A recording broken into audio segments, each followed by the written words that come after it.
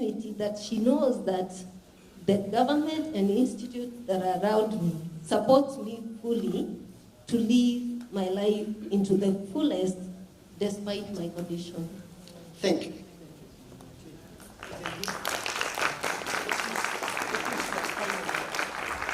What is your final word to any youth with a disability? What advice would you give to them? So, I have to say one or two things. First of all, is acceptance.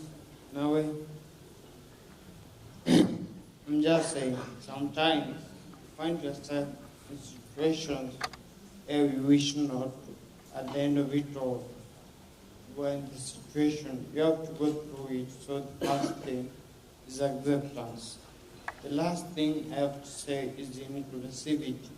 So the thing is, most of the time, when it comes to decision making, or when it comes to like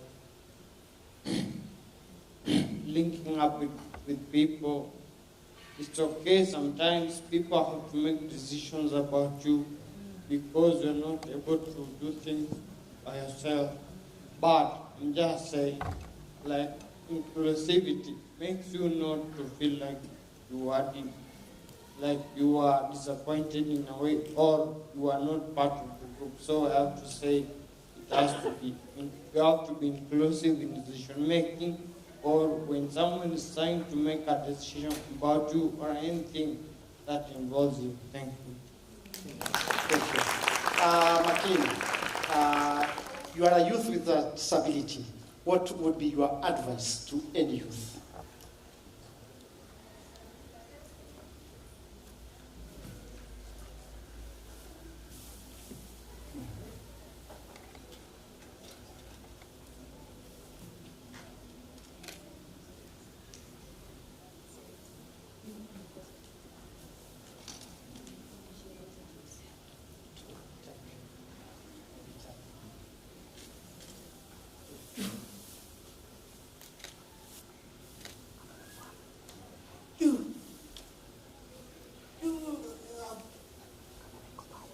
To never give up. Thank you. Thank you. Thank you very much. We are here because we never give up. Thank you, everybody. Thank you, my panel. Thank you very much. Thank you very much. Rebecca. All right. And we, from Diocese, wanted to give you a special thank you, which is one of our signature kakois with the Diocese logo on it. And we just really thank you for your time and sharing with us today, because it really is hearing stories from people who are actually doing the work and living the work that is most important. So thank you so much. Thank you very much.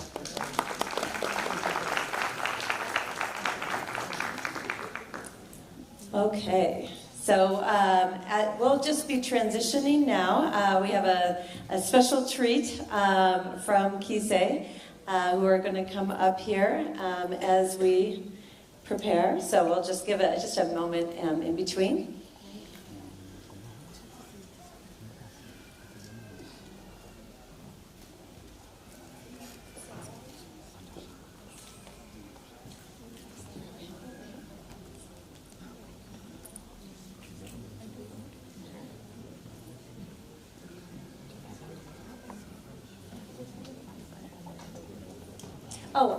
Somebody asked me to make an announcement about the restrooms.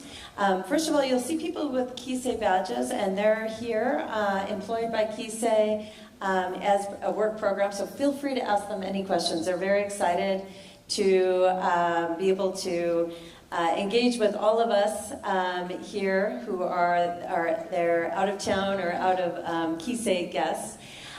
The other thing is, it's just right around, if you leave out the store, and around the corner is one of the bigger restrooms, and so that's one. And then there are others on campus, which I will find out about as well. All right, so here we go.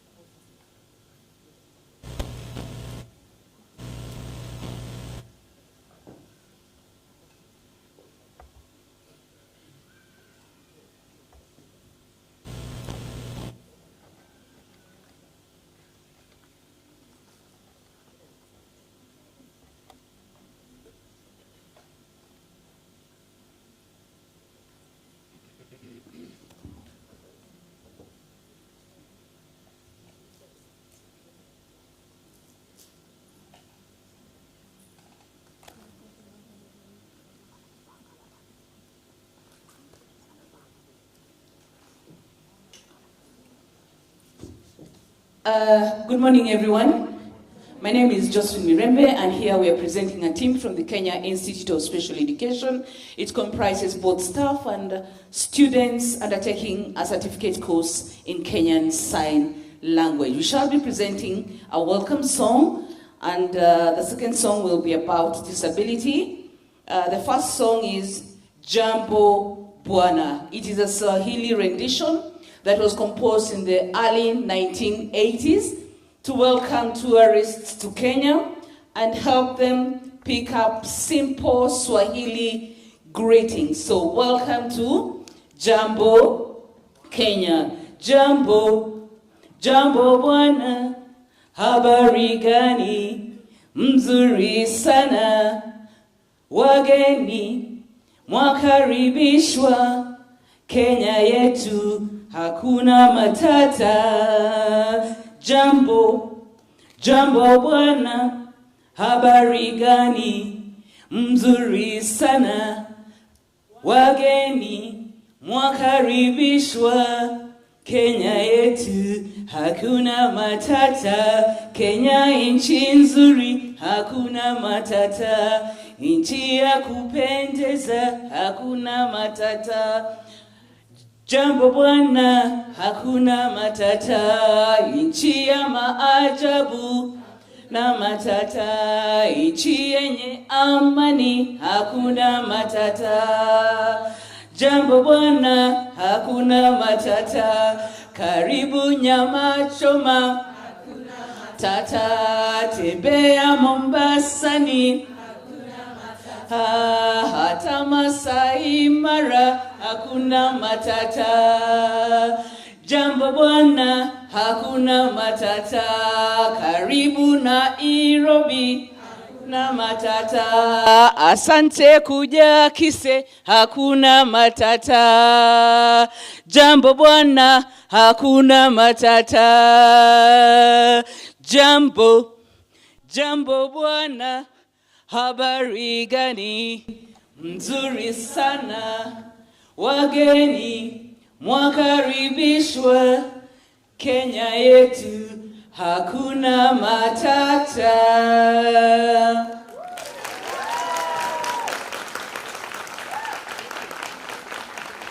So just so you know, that was a call and response, so we'll bring it back again and we'll wait for the Hakuna Matata, right?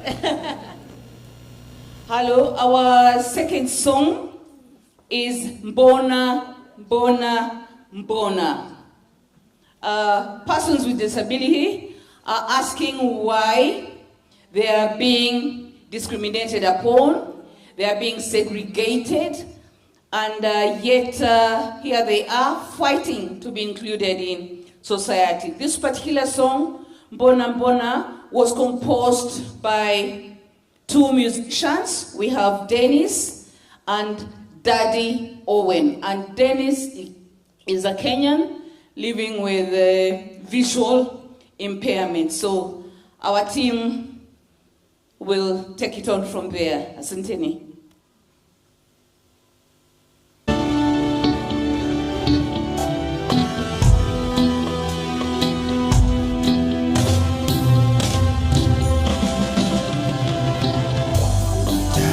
Kama 7 mwezi wa 7, miaka zimepita 17, humu duniani nishajipata. Mimi niko nilivyo, sina baba wala mi sina mama, siwezi enda mbali, mi najificha, nachoka kujificha, najitokeza. Mimi niko nilivyo, funga virago vyangu naenda mbali, sijui nifanye nini, niende wapi, nifuate nani, mimi nimwite nani.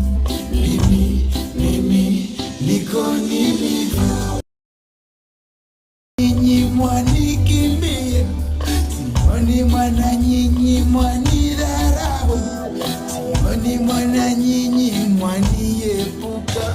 Mimi niko nilivyo, mbona mbona mbona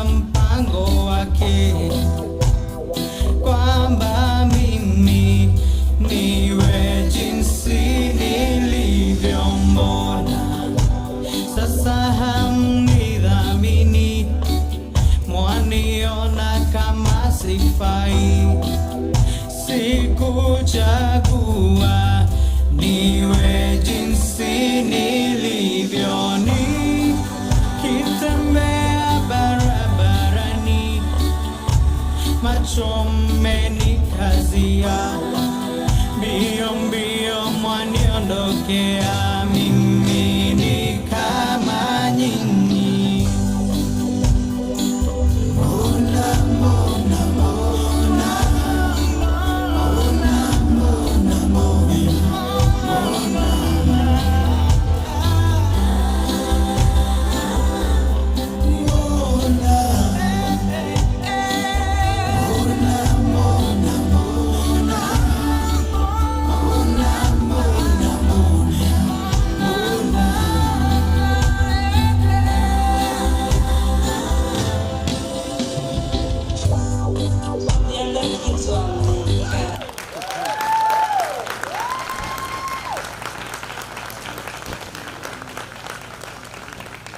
Thank you so much. What a treat to have youth performing for us. We are always very excited about that. I am going to introduce Dr. Feta now, who will be facilitating a discussion from the Ministry of Education here in Kenya. We're very excited.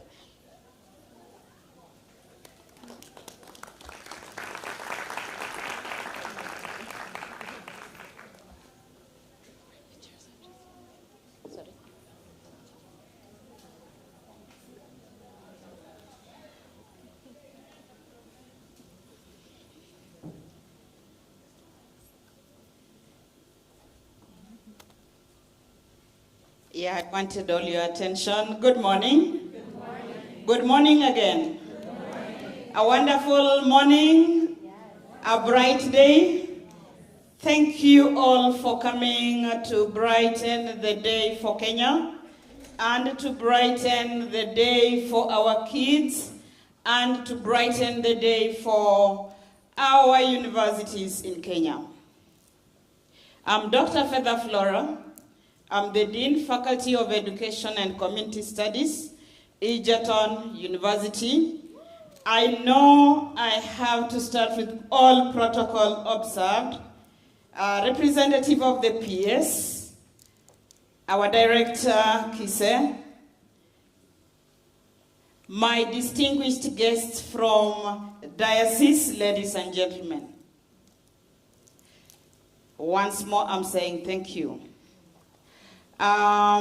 For us to just wave and say Karibu Kenya, I have several people I would want to introduce a bit today. Number one, I would want any Dean of Education, if you are here, kindly stand up to just wave to the crowd because you have been among the people who have been leading this. Deans of Education, in case you are here, I know we'll still meet others. Thank you so much. I'm so glad you are able to come early. So we have quite a number who are still going to join us when we reach Naivasha. And I'm not going to allow my PS to talk until my Vice Chancellor comes to this room. So my Vice Chancellor is somewhere held on the jam, but he's going to come. So PS, I'm sorry this was your time. You'll bear with us, and we are going to manage it. Maybe just one comment. As I acknowledge Diocese, Rebecca, and Robai, very unique people because the journey started on top of a camel. The three of us on a camel. Not the same camel. Yes. And from the camel, they introduced me to Jennifer, Cindy, Maureen, and the great team that has been running from the background. Of course, I cannot forget Kise. Sanoe has been there. Now, there is a reason why I'm bringing back to just introduce these great ladies and gentlemen, because without them, we would not be talking today. So thank you so much. I'm calling them the stars of the special needs to this morning. We have heard a bit of the voices of the community. But where is Egerton coming in? Egerton came in to say, where is the voices of all these other children as they graduate from the basic levels? And that is the question the mother has been asking, what next? I think that is the conversation that we have brought now together here. At one point we did a survey with Robin in 2023 when she came to just find out. For instance, my faculty is graduating students every year. The question was, do they know how to handle any type of special needs in the schools? You know, when we talk about special needs, at times we are thinking in terms of maybe I'm able differently and so on. But in that class, there are students who are too bright. Who is handling them? There are students who are very slow. Who is handling them? So these are the questions we are asking together. Is it possible to learn from the best standards and see how you can assist us to bring a change to Kenya? I'm not supposed to be having a speech. But last week, where is Kedi? Kedi should be in the room. Kedi? She's still managing. Kedi came with Robai and they went directly to one of the schools. And it is a school for special needs. And somebody got a hint of this. That is why I really needed my PS to be seated here and my VC to ask them the question. And the question was, Daktari, we've heard you are having an international conference coming. What are you doing for us, for the parents who are locking the children still in the houses? And she gave me a particular example. She told me, are you able to go to Elbagon? Elbagon is just some 30 kilometers from my university. And I said, why? She told me there is this child who is being locked throughout. And you now have here a school that is taking care of this. And this school only needs 10,000 per term.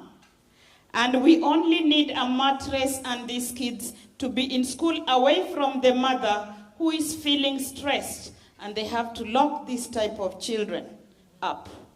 And the question was, not as a teacher, not as a scholar, I was like, in this kind of an atmosphere, we are going to talk of policy. We are talking about leadership. How are you going to assist Egerton to change a narrative for this type of children? Another one told me, I met her yesterday when I was rushing here. This was a worker in Egerton itself. And she told me, my kid was in a private school until standard 8. And when it came to time for exams, the principal called me and told me, come and pick your child. She will make our school drop in performance. And she told me, what narrative are we going to do differently? And we are not saying we only want to bring out the negatives, isn't it? Because Kenya is doing a lot. I have now seen this. I have our coordinator for Egerton. Just stand up, Daktari. That is Dr. Harambee for Egerton. She's the one who is in charge of disability mainstreaming. Maybe by Friday I'll be asking Jennifer and Rebecca and Robai and the rest of us. Now have assisted me to bring a conversation with Kise. Kise will now not run away from the universities. Kise now has to get a lot of money coming to train us in the universities because there is a gap that is missing. And I'd already initiated with Sanoe that. So ladies and gentlemen, there is so much. I can stay here the whole day, but I know by Friday I'll have some solutions with the issues or some strategies on how to strengthen that which we are doing so well. So Rebecca, kindly, and our guests, kindly, allow me not to be sacked by talking or bringing here the PS. My VC will sack me. But once my VC comes in, he will definitely be the one to welcome the representative from the PS. Thank you so much, and God bless all of you.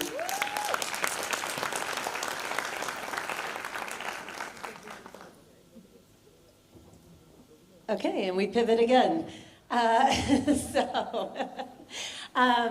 So one of the things that I like to do whenever I am putting on conferences or teaching a class, or sometimes even with my siblings and friends, is to make sure that we are fully within our body, mind, and soul.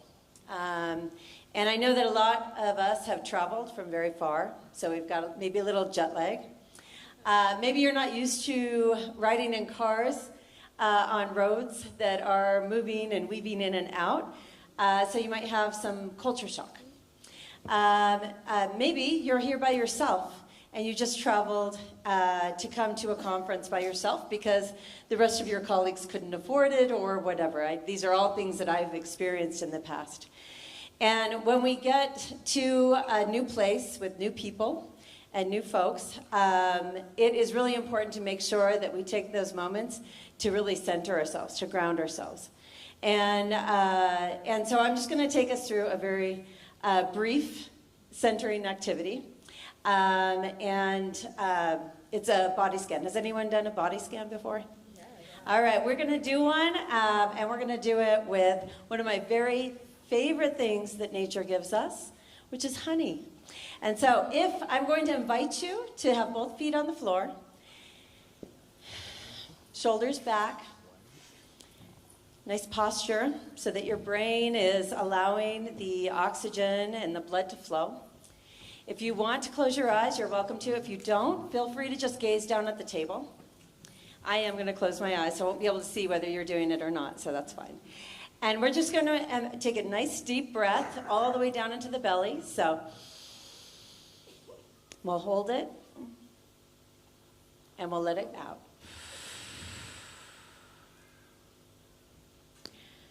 And with your eyes still at least a gentle gaze or closed, I want you to imagine this big vat of warm honey just pouring right down onto your head and taking away any of the concerns, negativity, anything that doesn't belong to you, anyone else's energy, and just go ahead and allow that honey to just pour down your forehead, down the back of your head, over your ears, down your neck, over your shoulders, on your chest and back, on your core, on your hips and booty, on your legs, on both of your arms, at your fingertips, down through your knees, to your ankles, and out each one of your toes.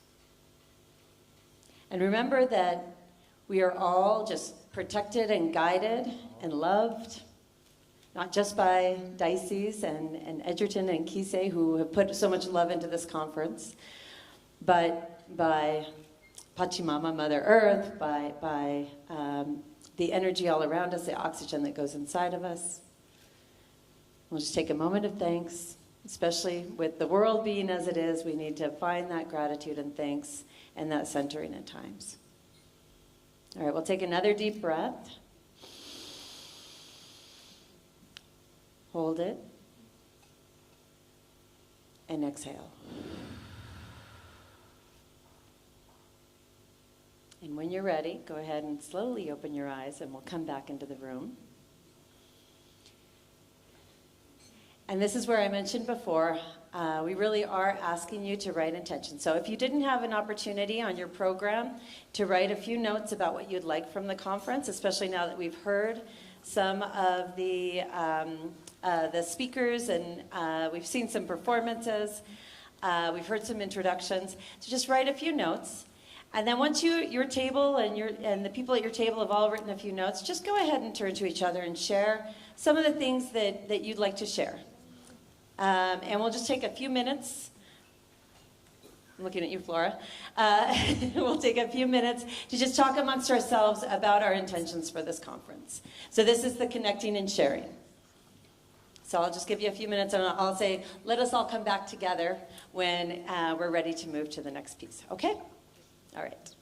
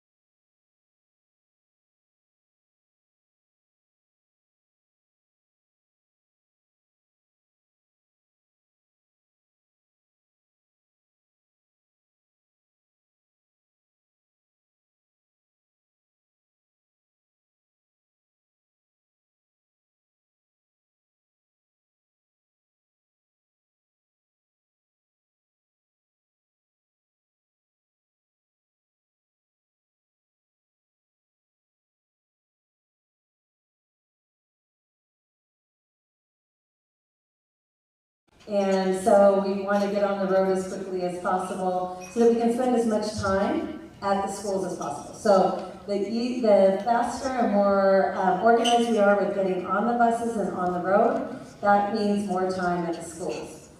Once we get to the schools, we have come up with different interactive ways to not just go in there and be a voyeur of the schools, but actually really connect with the schools. They have been waiting for us.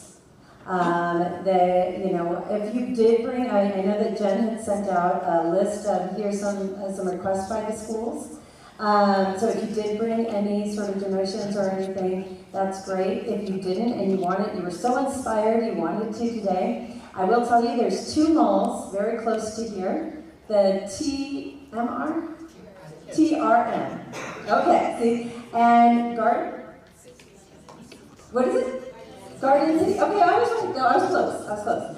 Inside the mall, there's a store called Textbook Center. And inside Textbook Center, they have Crayola crayons, which are really the best, I will say that. They have pens, paper, they have notebooks, they have small books that are both in English and Swahili. And if you were so inspired and wanted to maybe bring some of those and drop them off at the school, leave those at the school, you are more than welcome to do that. Let me see, was there something else about school? Oh, yes. And we do have speakers who are going to be at Lake Naivasha Resort. So the way that we've planned it is we will get you to Lake Naivasha Resort at noon so that you can unload, check in, and find the room for lunch, or the area for lunch, and then we'll start the program at 1 o'clock.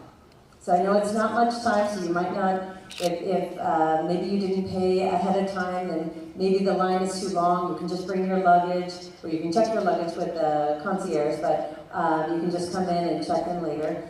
But they are ready for us. So that's for everybody that's going on a school visit. If you have a guest or you did not sign up for the school visit, then the buses from the Safari Park Hotel and from Sports View will leave at 9 and 9:30. Please have all your luggage and belongings on board, and that will bring you here to Kise. And in here we have two buses, but we'll just we'll kind of fill up one, and then we'll fill up the next one. If you haven't purchased a ticket for your guest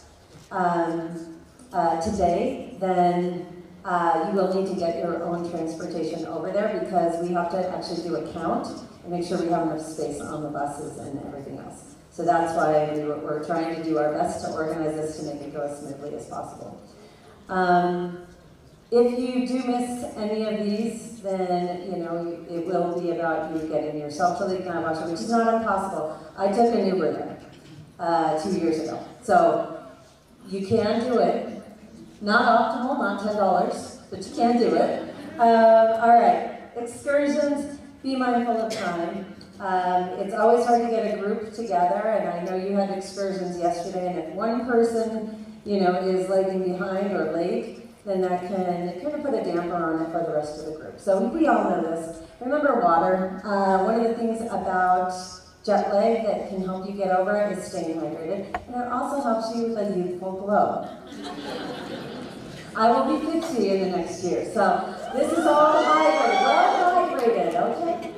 All right, if sunscreen and insect repellent, the mosquitoes love me, so I always have a little pouch in my thing because I'm one of those multi-malaria, 2 times dengue. I don't know if anyone else is in my group, but anyway, so you know your body, you know what you need. This is just a friendly reminder. Please take a picture of your passport and the passport stamp that you got in here with, so that this is just a precaution. It's always good to have. I travel all around the world, 76 countries at this point, and I always make sure to have digital copies of all of my travel documents, just in case anything happens. Camera, sunglasses, hat, and like I said, the meeting point. This is like at home, and this is the meeting point. If you aren't on the WhatsApp group, please let one of our people at the front know. and join, because that's where that's how I found out that buses hadn't gotten to Safari Park today. That was news to me. And so we were able to then address that and get the buses there as quickly as possible. That was because we were communicating together. So rather than be frustrated with anything, just let us know what it is so we can help solve the problems. We want everyone to have such an amazing time here in Kenya. That is very important to all of us. And so we will do whatever we can. I can't go and get the VC from the road and bring him here, but I will do anything else. All right, sessions. We have a session chair for each session. They will help you keep time if you're doing a 25-minute session, or if you have the 15 minutes, just so that we're also being respectful. And then flexibility, we're all doing our best to keep you abreast of any changes or adjustments to the program. So thank you again for grace. And do we have another slide, I think, maybe? Is Rabbi here yet? Because these are shoulder slides. Okay, no. All right, so one of the things that we have spoken a lot about is not just coming into Kenya and then having a nice conference, going on safari or, on a boat ride and then leaving.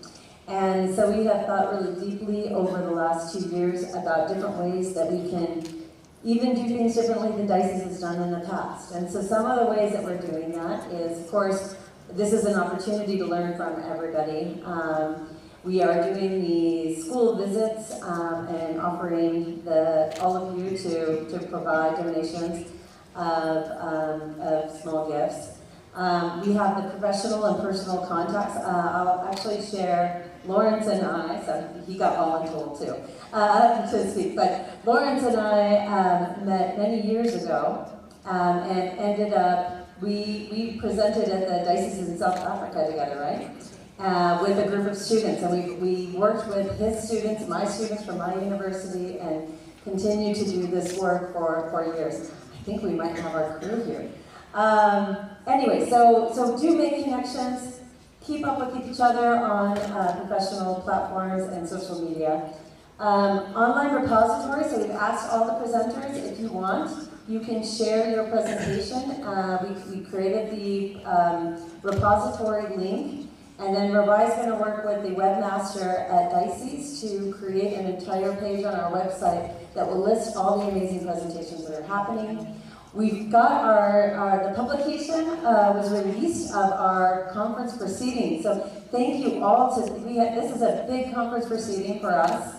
This is our second one that we've ever done, and it's beautiful, but B, it's also very long and impressive. So thank you for all who contributed. We also have opportunities to get involved in diocese, like the Professional Learning Gallery and becoming a member. That's the cover of the proceedings. I'm going to now hand this over to Flora, who will let me know about protocol.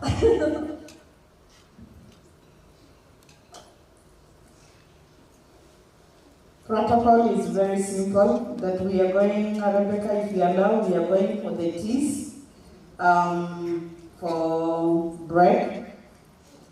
Immediately after break, before the reflective rooms,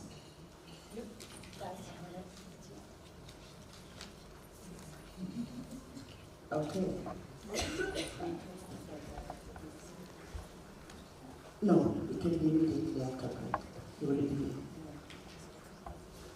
All right, so I'm being told just first of all to welcome the representative of our VC from Kenyatta University.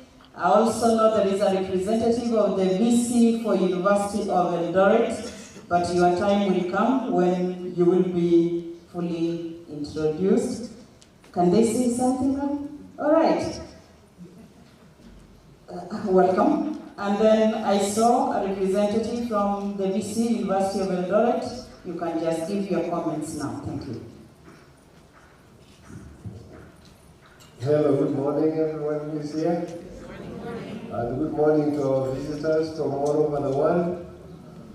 Well, my name is Professor Ndiki Samson. I'm the Executive Dean, School of Education and Lifelong Learning.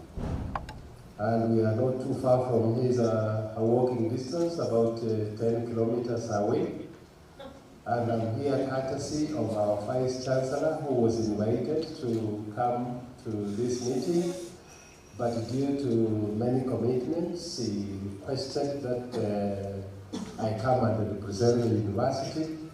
And I'm here in my capacity as the Executive Dean of the school, where we house the oldest department, which is the Special Needs Education Department, which actually Kenyatta University is the mother of special needs education. Other universities that are offering that program, the staff in most of those universities have trained in Kenyatta University or have actually an attachment to Kenyatta University, and we are the oldest in the country, and almost, I should say, Eastern and Central Africa. Mine to be here on behalf of the university is to welcome all of us to this great conference that has come to us at the most opportune time that we are having it here. I'm excited to be here, and I wish to let you know that any moment you'll be around and you have a chance, visit us at Kenyatta University. You see what we are doing as a department, and that department is one of the 5 departments in the School of Education and Lifelong Learning. We specifically train in all areas of special needs, and we have the expertise in all those areas, and anybody who wants to collaborate with us in research, staff exchange, student exchange, and many other areas, you are more than welcome.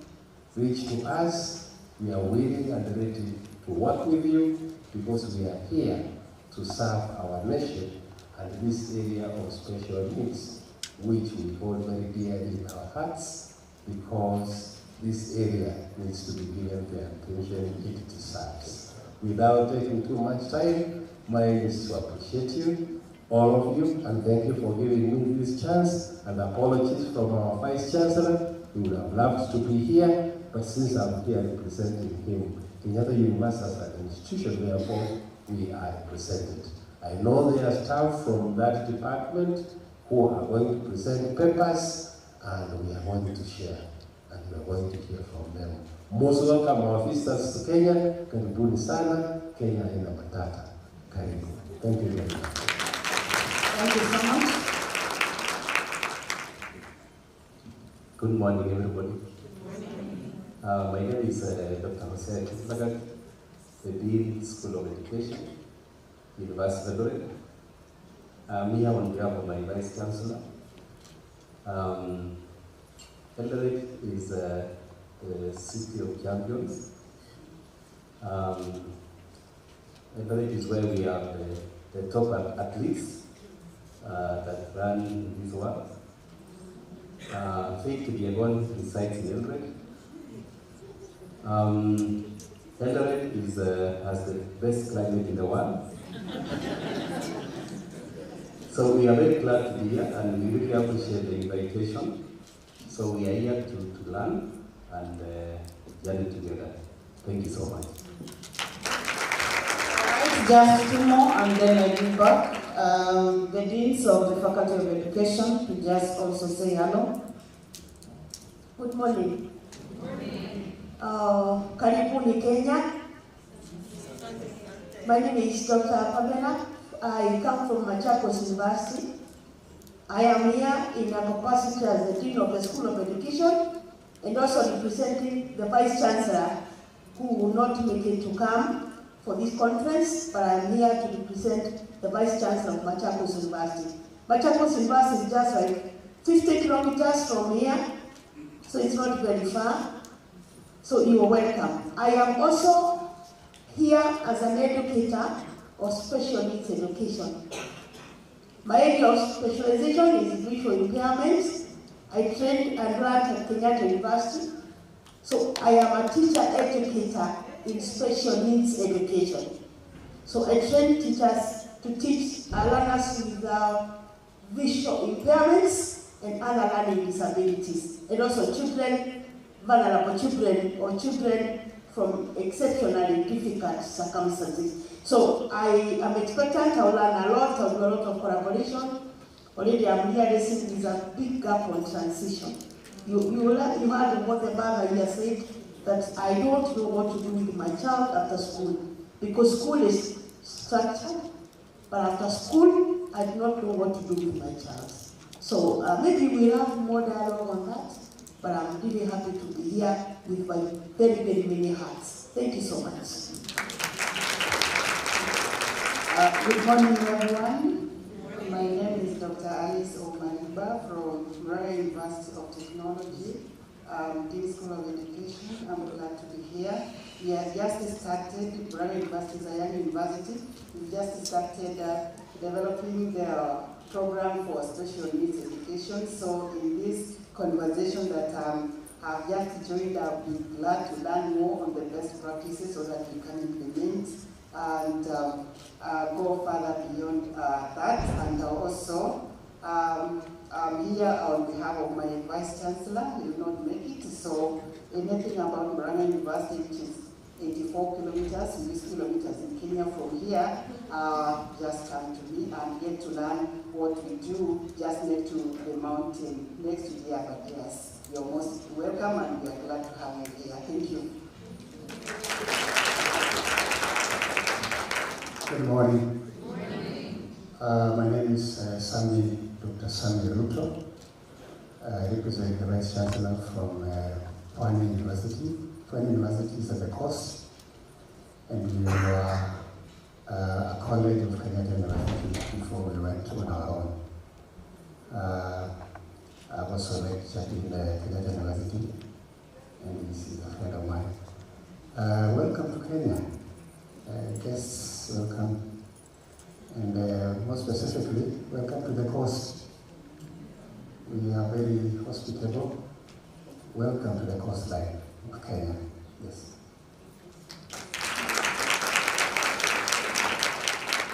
Greetings.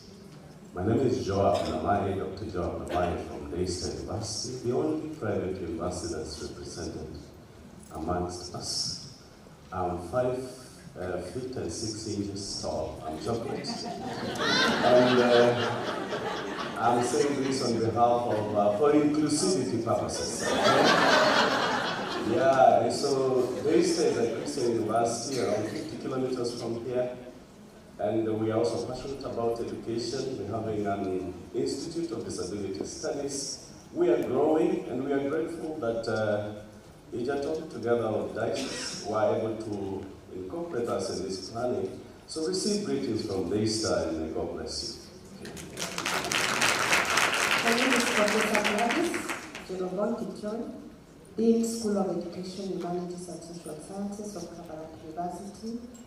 Kabarak is in Nakuru. We are always seeing flamingos. So I'm glad to be here. Thank you so much.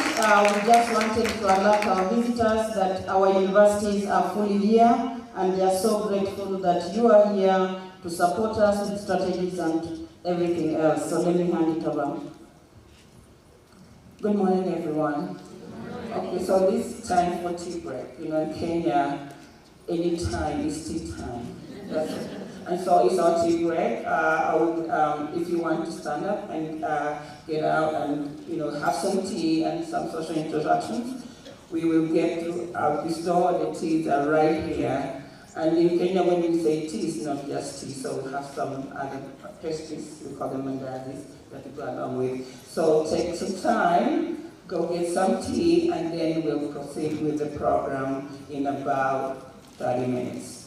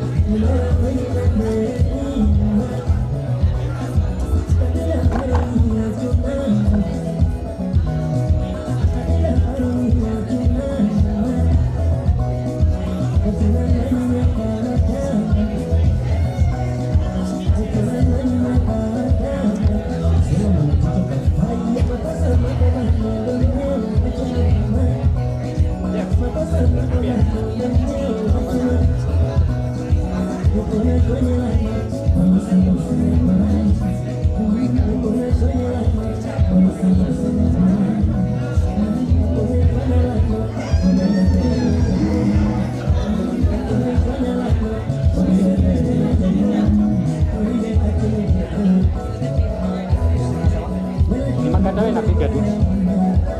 Makatawe najaribu kutafuta. Sijui hiyo hatuwezi explain. Tukikoroga kwanza kidogo tuone. Unajua tu kaputi hiyo ni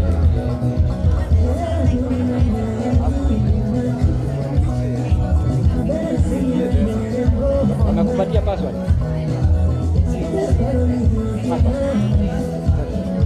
Sasa acha nikuje.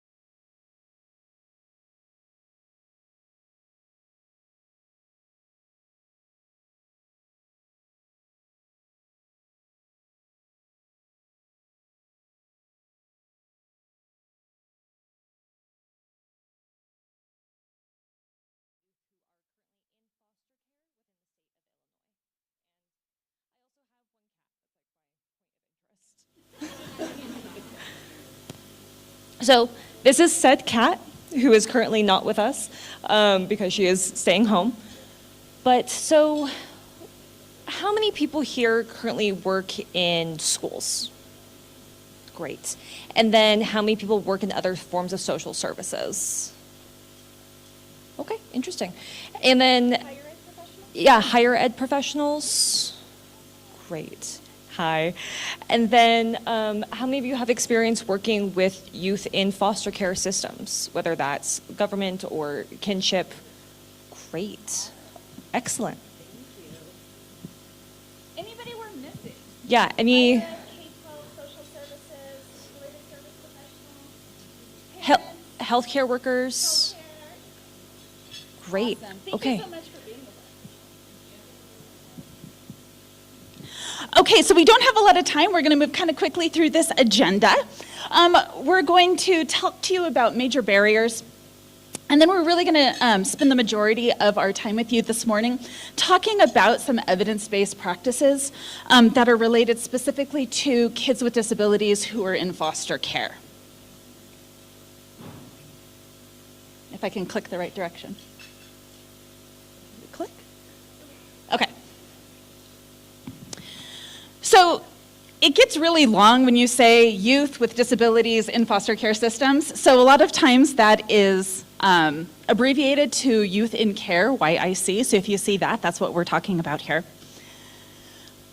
The reason this is really important for us to focus on is because when you have youth who are in foster care systems or an alternative care system, residential placements, and they have disabilities, what we see is they have absolutely compounding barriers, right?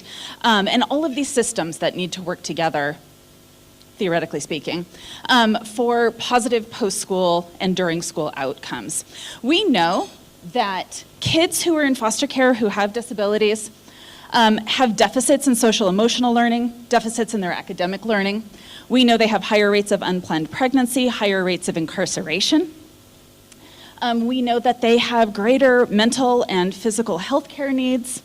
I think I just said this, they're more likely to be incarcerated and have interactions with police, and have heightened risks for homelessness, among other things.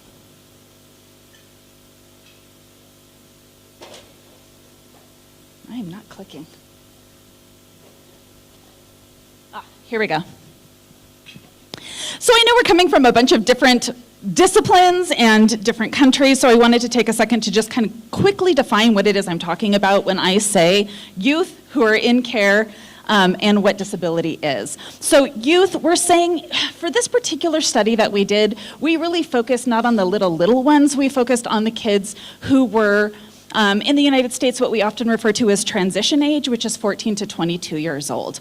We're calling them youth and not students because we're also being inclusive of individuals who are of that age group but not enrolled in school, right? Out of school youth. When we say in care, we're talking about structured foster care systems. They're also called alternative care systems. Livia can speak a little bit more to that because that's her area of speciality. And when we're talking about disability, we're talking about basically, it's really broad, right? So anybody that has a disability is as defined by the medical system, by the school system, by the government systems, or who self-identify as having a disability, because they're not necessarily the same things, right?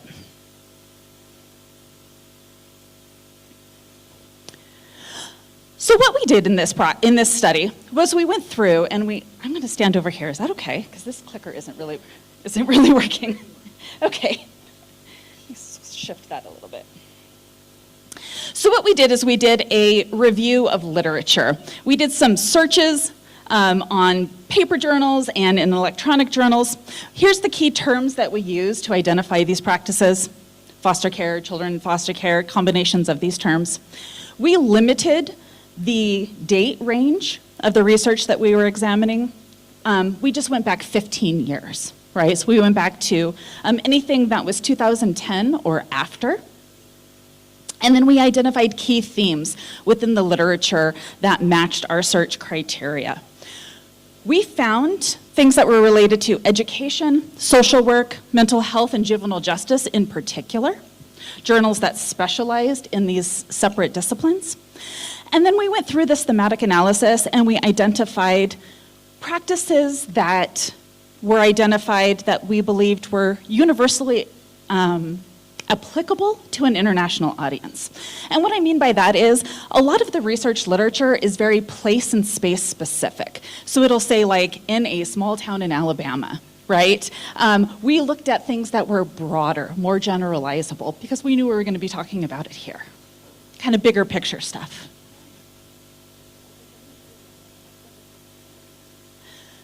From this, we thematically now analyzed it again, and we came with these 4 particular areas of practices that we wanted to focus on and share with you today. The first is youth-centered, trauma-informed transition planning. That means planning for what happens when our students aren't students any longer, right? Very much what that, what our speaker, our mother, was talking about today, right? What happens next? Minimizing the punishment and exclusionary practices and incarceration, right? That school to prison pipeline. Placement and service instability is a big issue. And addressing care urgencies, inequalities, and stigma. Whoop, jeez. I'm like tripping. All right, so the first one I will talk to you about. As we said in our introduction, my background is in special education. So the first 2 have more to do with education, so I will talk to you about them. Livia's expertise is in harm reduction and social services, so she's going to talk to you about the second 2. So youth-centered and trauma-informed transition planning. This means that we need to center the voices and desires of the individuals themselves when we're planning for what's going to happen when they leave school. That includes things like self-advocacy, deeply involving youth in the decisions that impact their own lives, and assigning educational advocates and coordinators as appropriate for them.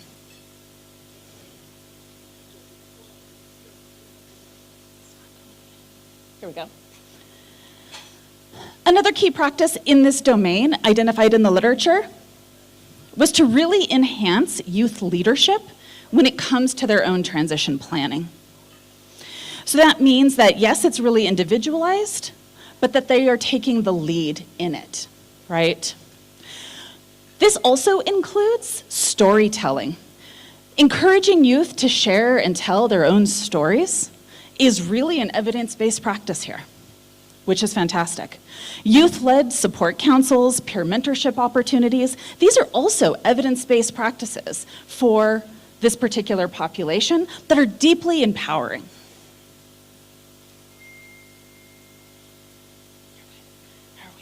Okay.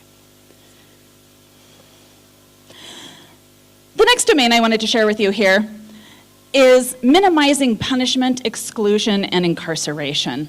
Like I told you at the beginning, this demographic of youth are way more likely to be suspended, kicked out of schools, have negative interactions with police, be incarcerated. And so from a school perspective, they're much more likely to be victims of crimes, right? From a school perspective, what we can do,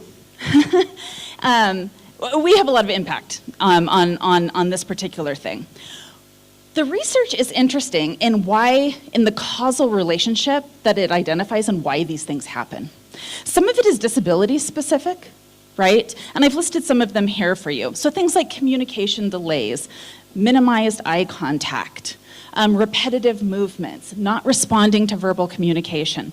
A lot of times law enforcement and teachers interpret these interactions as not disability related, right? They think that somebody is on drugs or is being violent or is being defiant, and they're more likely to punish kids with disabilities.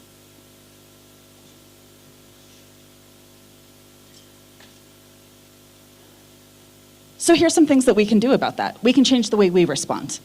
And we can make sure that people that we work with are trained in how to interact with people with disabilities, people who don't have family advocates for themselves, right, because they are in foster care. What we're seeing in the United States is individual states passing laws that say teachers and law enforcement have to have specific training around how they interact with and discipline people with disabilities.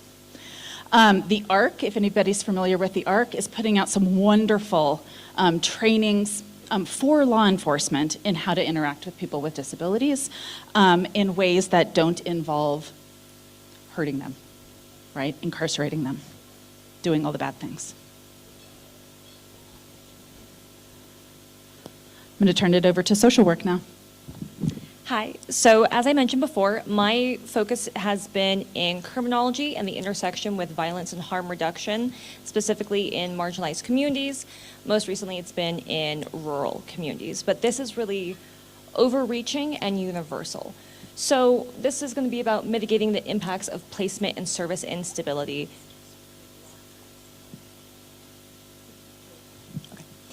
Okay. So a big barrier with youth who are in foster care in the first place is finding stable long-term placements. This is exacerbated when that youth has a disability.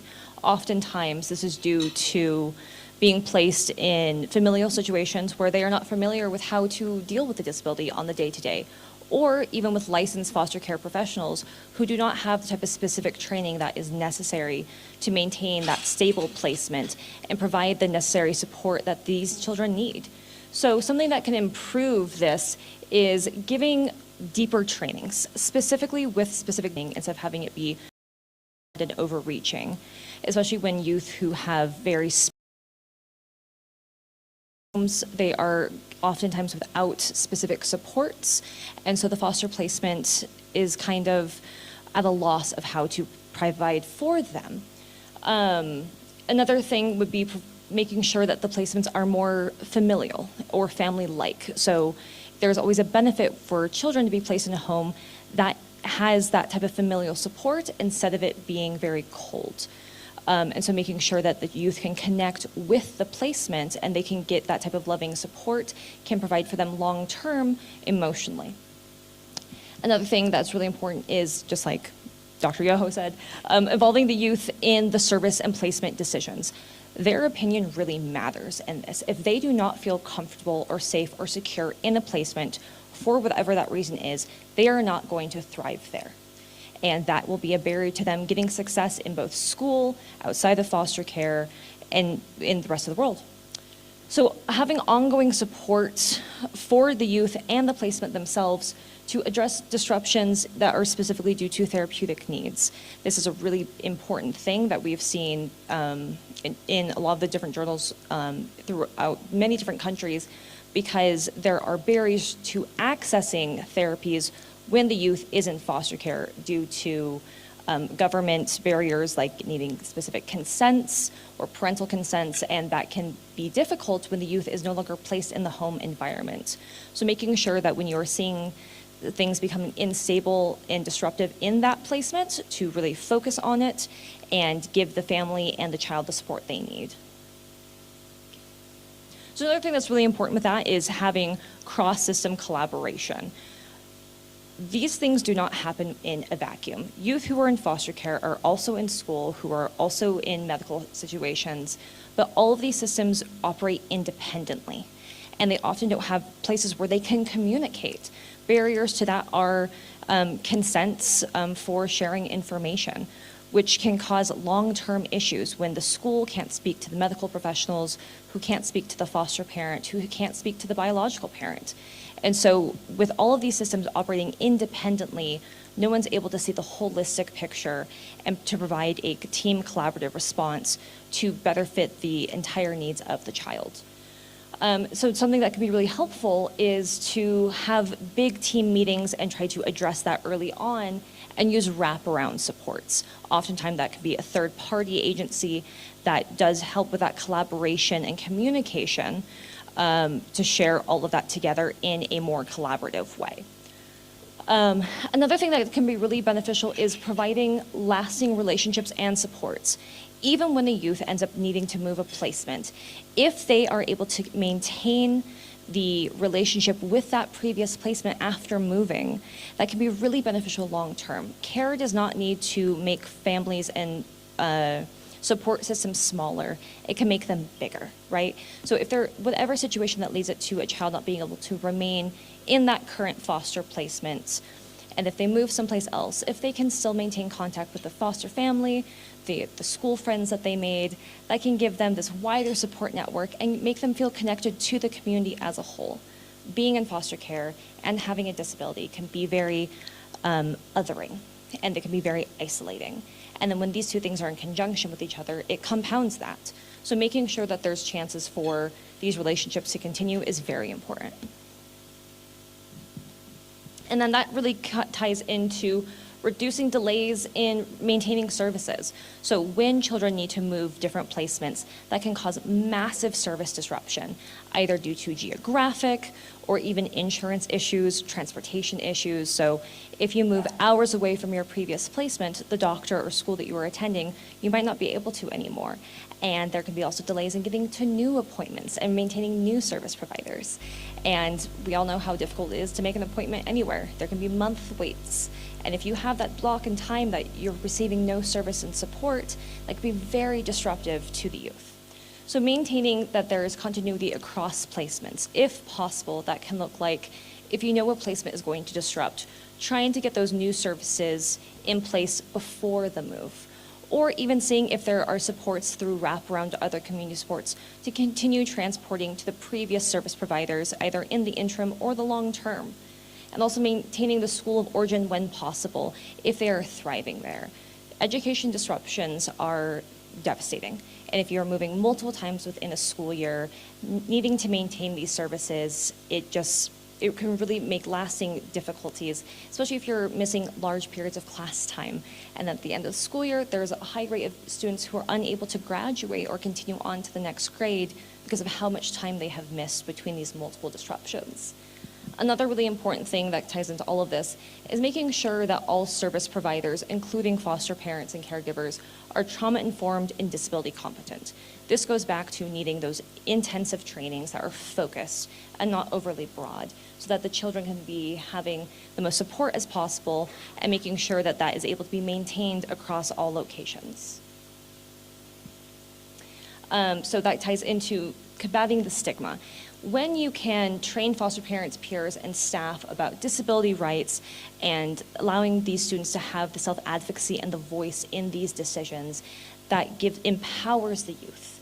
And that also makes the team work together better and really focuses on these children instead of having these government or other systems pushing things along. These youth are the ones who are being affected by these decisions. And so they need to be the ones who are having a voice in doing this. And going back to what Dr. Yoho said, having stories of foster youth with disabilities in trainings and media and seeing themselves represented in this way is incredibly beneficial. So in conclusion, the convergence of disability and being in foster care is a wide-reaching and general problem and issue. And it can increase the barriers when these things intersect.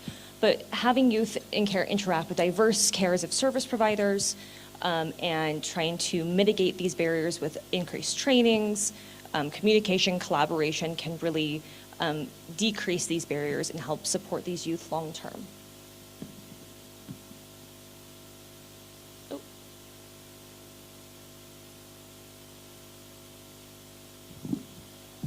So we would really like to hear from you. The last part of our presentation is just hoping to get some feedback from you about what you're seeing in the field, what you've seen that's been really positively impactful for youth in some sort of care setting, alternative care setting who have disabilities, and maybe what you've seen that didn't work. We only have a couple minutes here to talk.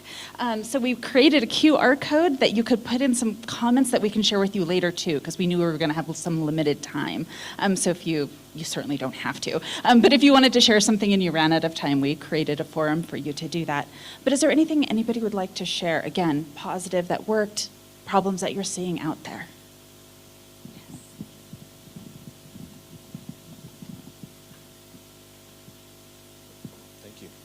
Now I feel on the spot. I don't really have anything positive to share, but what I really wanted to know was, for whatever you may be able to share, because we too have been working on a review of literature, and we're trying our very best to figure out, if not standardized, reliable ways to recognize culture. So I saw that you had culturally responsive there, and whatever you might be willing to share that you extrapolated from literature that you identified as culture. And if you could talk about that and whatever you're willing to share, please.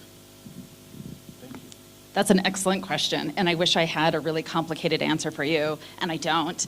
The way we identified it here is the articles who self-identified as that, who used that term to identify and describe their own research by saying this is a culturally responsive or a culturally sustaining practice, or this was culturally responsive in this particular way, or it was trauma-informed in this particular way. We didn't make any judgments about whether or not it was, just about how they were themselves identifying the work that they were doing. Yeah. Yeah. Please, other people. Oh, yeah. Oh. It's a very important topic, and I think what I am realizing in my field in the undergraduate level or getting into graduate level is even in pre-service teaching or in teaching field, we're still seeing the gap in transition from middle school to secondary school, and that transfer of services or that transfer of interest of the youth, there's still that limitation. And then when they get into high school, educational assistants are frustrated. The extra staff are frustrated on how to support the children and youth, or even the youth with disabilities. And so I think the intake is those in foster care, they need extra support because that trauma is still in the home. And then when they come into the school, there's that trauma that they're carrying into the school. So we have more work to do to re-understand and to keep understanding them due to the longitudinal or the long-term impacts that is going into their brain, and to slowly understand what's going on in the environment. So thank you. Thank you so much for sharing that. And yes, because a lot of these kids, they're transitioning out of school at the same time they're transitioning out of foster care. So it's like the floor doubly drops out from underneath them at the same time, right? There was another hand. Do we have time for one more, Rebecca? Are we done? Okay. All right. Okay, so if you didn't get a chance to share and you'd like to, please find Liv and I later. We'd love to talk to you.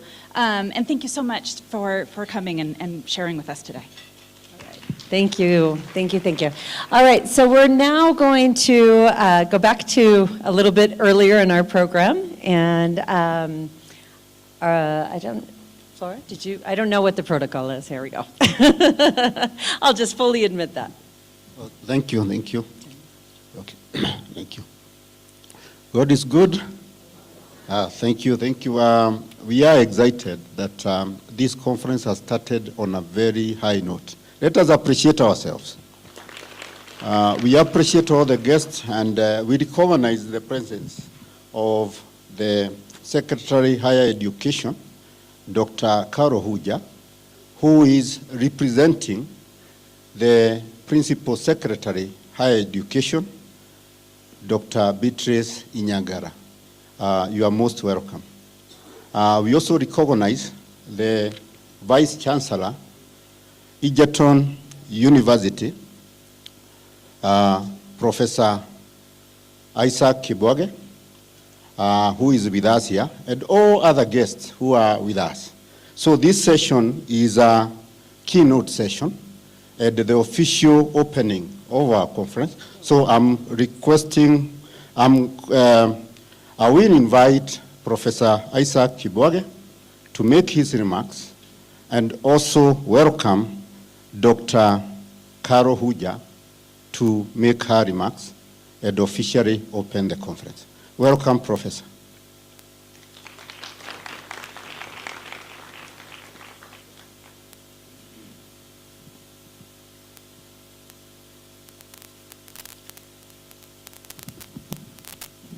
Good morning. Thank you. Let me start by apologizing for being late.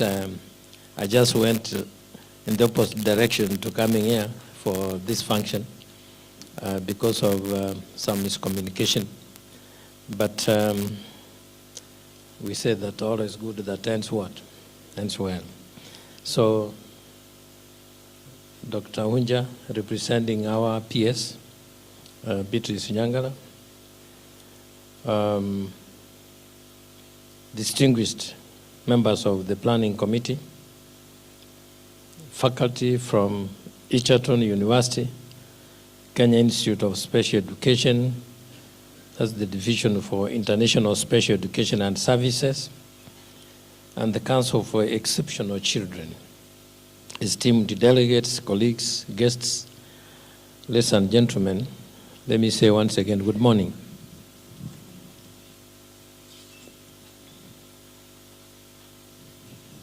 It is my privilege to welcome all of you to the launch of this diocese conference at Egerton University.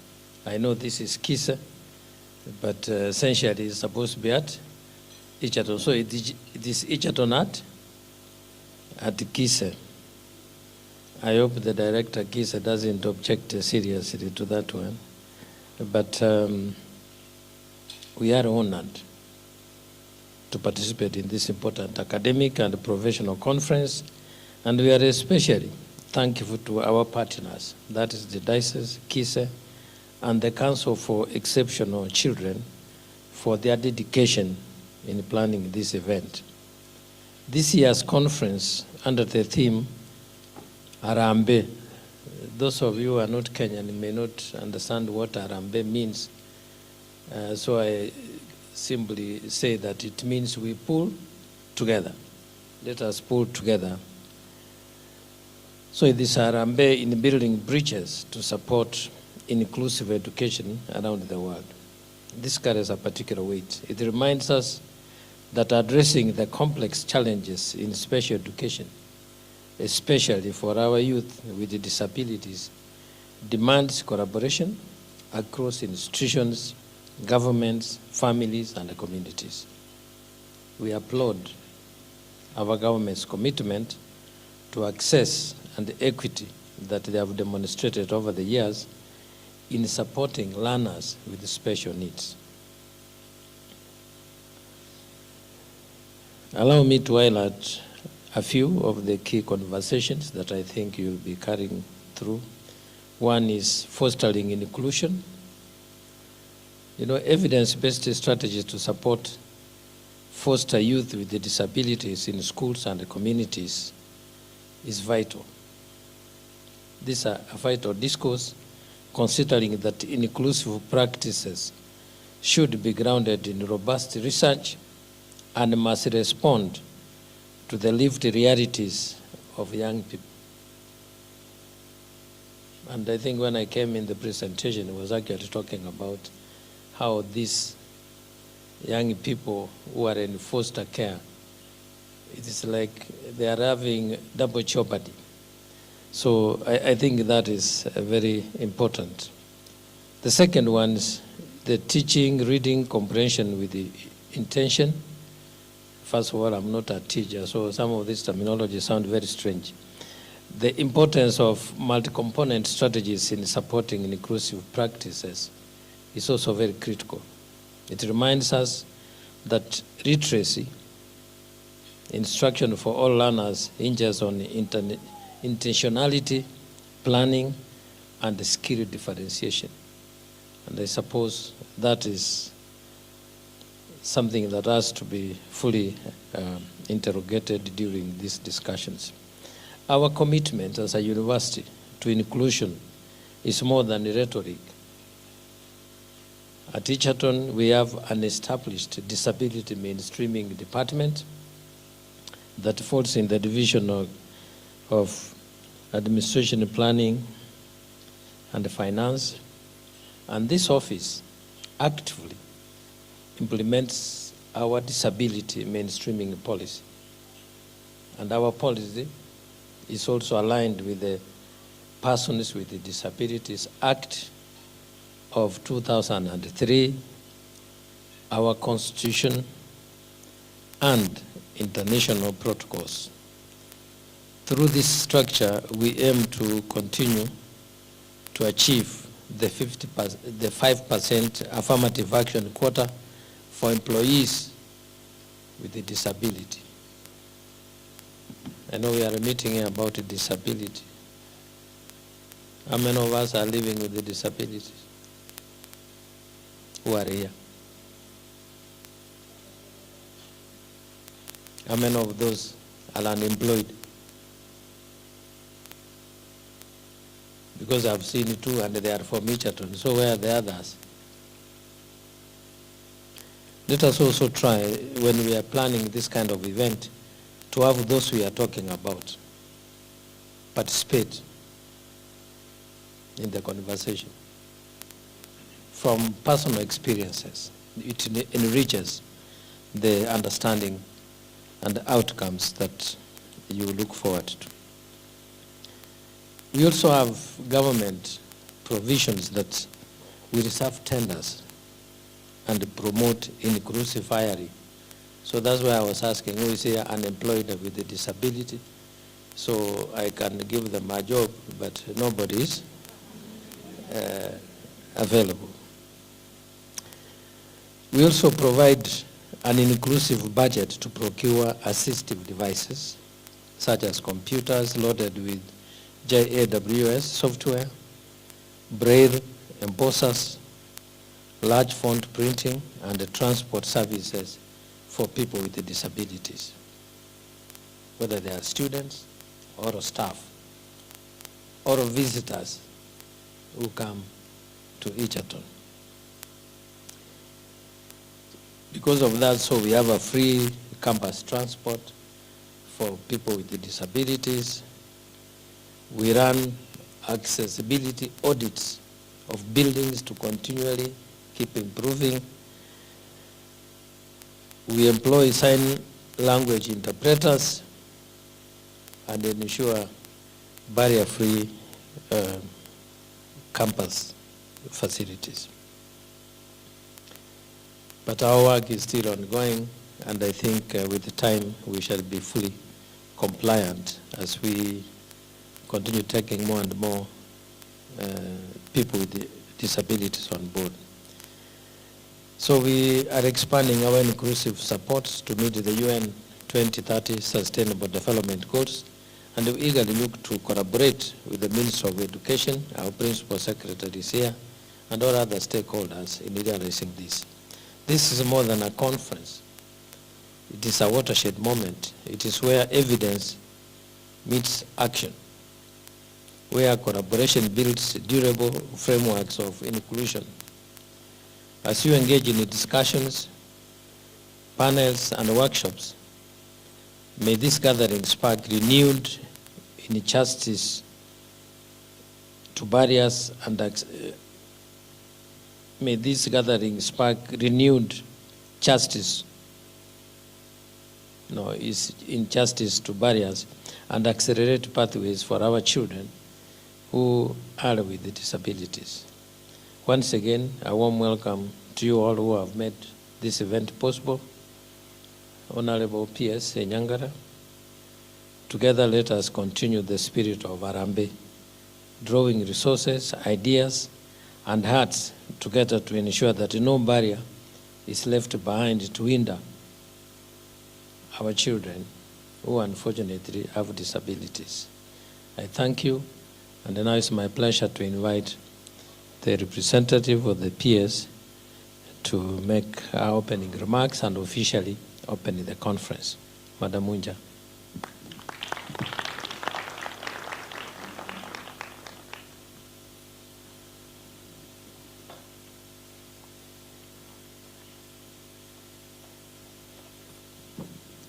Good morning, everybody. Allow me to stand on the already established protocols. And first, I'd like to make a small comment in terms of the previous speakers and what they have said. Coming here on behalf of the State Department for Higher Education, I'm the technical person in that State Department, and so representing special needs education in higher education falls within my docket. And so some of the things I'm thinking about is when we talk about special needs education, are we having the right curricula on behalf of the State Department for Higher Education? Are we having the right curricula to ensure that we train our educators to be effective and efficient in the provision of special needs education, and to ensure that even when we train the people with disabilities, when they go out to the world, we heard that there is no proper social structure or social system to accommodate them. And so in the State Department for Higher Education, what can we do to ensure that we have important structures for these people to transition into society and be productive and have a comfortable life where they feel accommodated and where they feel supported by the government? And so mine, as I stand here, is to say that I have learned a lot today. I can identify the gaps, and I see where we need to start working and thinking about so that we can improve the systems, more so in higher education. On behalf of Dr. Beatrice Inyangala, who I'm representing today, Principal Secretary, Higher Education, it is with great honor and deep appreciation that I join you today at this important diocese conference convened under the transformative theme, Harambee, Building Bridges to Support Inclusive Education Around the World.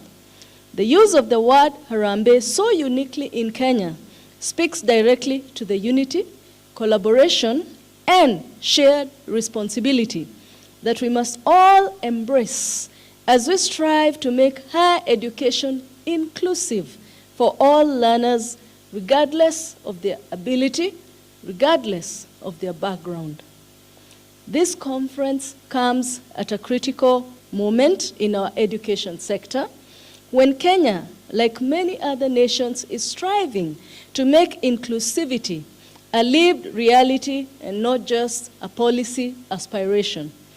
Inclusive higher education is not a charitable gesture. It is a constitutional mandate and a moral duty and a powerful tool for social transformation. In my speech, I have a few key progressive laws and policies that are cited, and I will not cite them at this point for the interest of time, but I know we are all aware of the key policies under which the people with disabilities and special needs education are entrenched. To translate these policies into classroom practice, our universities must urgently adopt curriculum differentiation. This means developing flexible curricula, accommodating diverse learning pathways, offering differentiated assessments, and supporting personalized learning outcomes. Such approaches help cater to the academic and practical needs of all students, including those with disabilities. For inclusive education to be effective, our institutions must invest in adequate teaching and learning resources. We must prioritize the acquisition and deployment of assistive technologies, such as screen readers, braille materials, sign language interpreters, etc. And these tools are necessary as bridges to make learning accessible to thousands of students. And in this regard, all universities are encouraged by the Principal Secretary to conduct thorough audits of their physical and digital infrastructure to ensure adequate accessibility in libraries, laboratories, lecture halls, and hostels. And I can assure you this is something that has been ongoing. The VC here, Professor Kibwage, will attest to the fact that the State Department for Higher Education has been consistently carrying out audits to identify gaps on various tools that are missing and lacking in our institutions so that we can develop them and empower them and equip them with the necessary tools. The shift to an inclusive higher education system requires our faculty and staff to be equipped with appropriate skills. Inclusive teaching must be embedded into pedagogy and professional development. Lecturers must be trained in universal design for learning, in managing diverse classrooms, and in offering reasonable accommodations without compromising academic rigor. Let me emphasize, inclusive teaching does not mean that we lower our standards. Rather, it represents a deepening of the academic experience by ensuring that no student is left behind. We must tackle attitudinal barriers with urgency and resolve.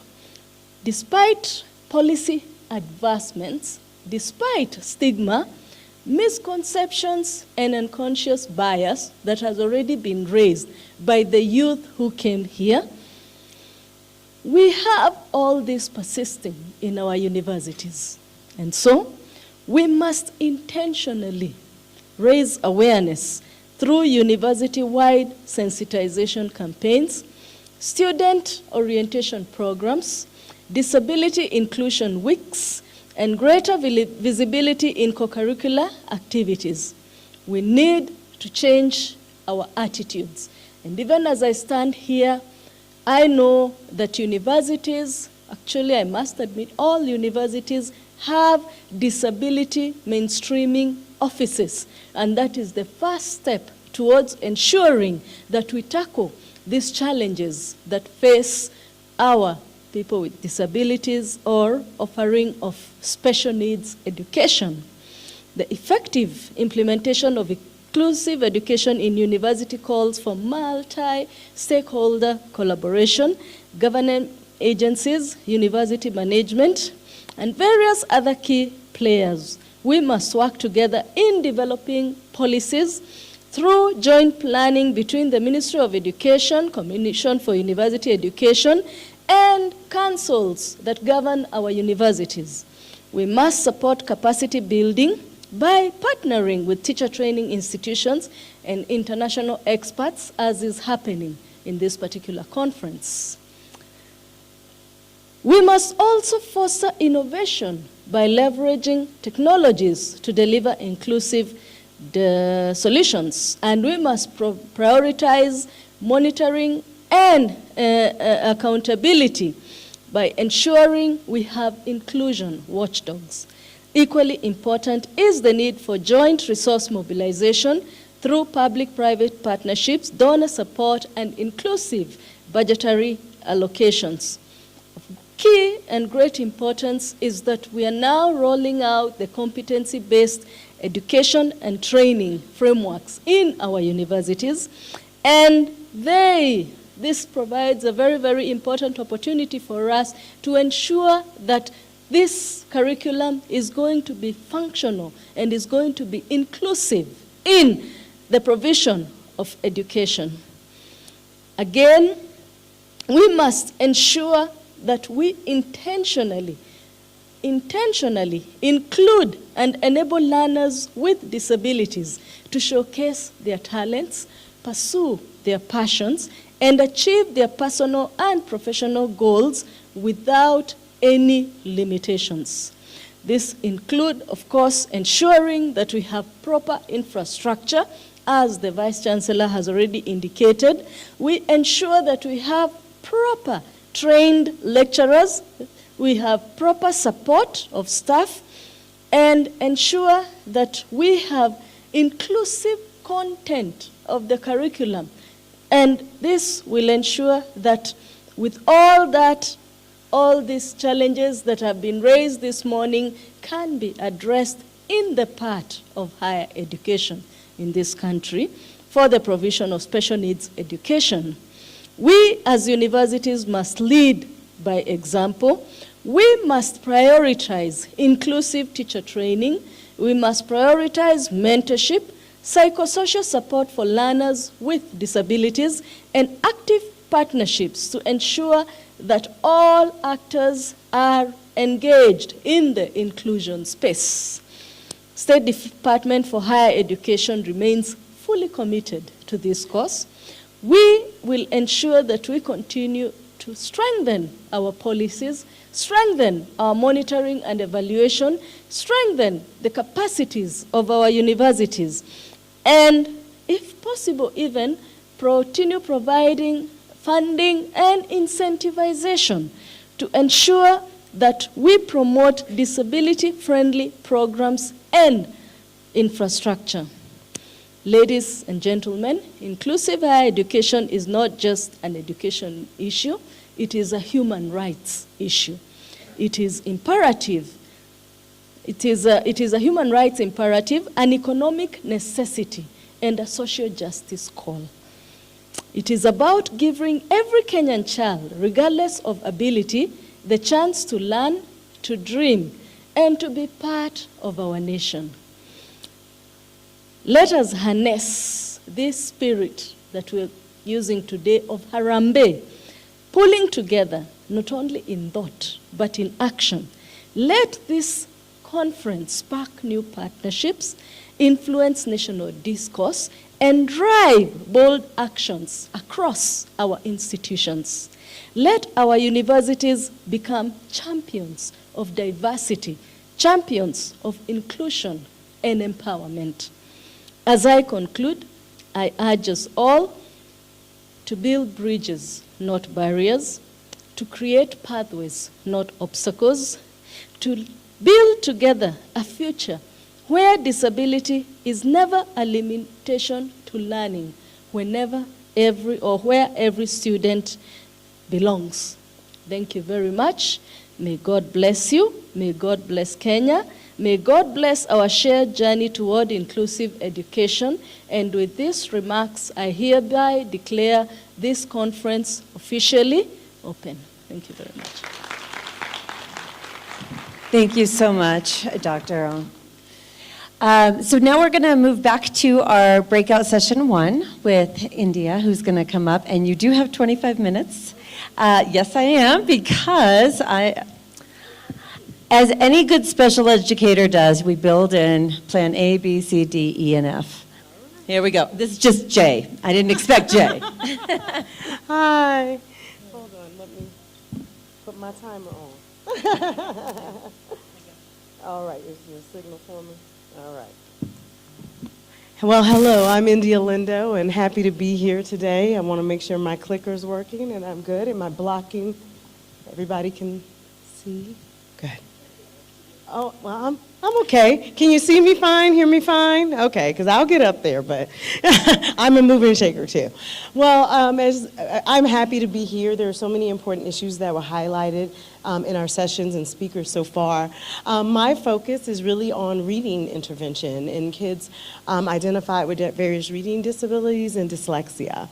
I talk about comprehension, and today's focus is really about how do we plan for intention with our students.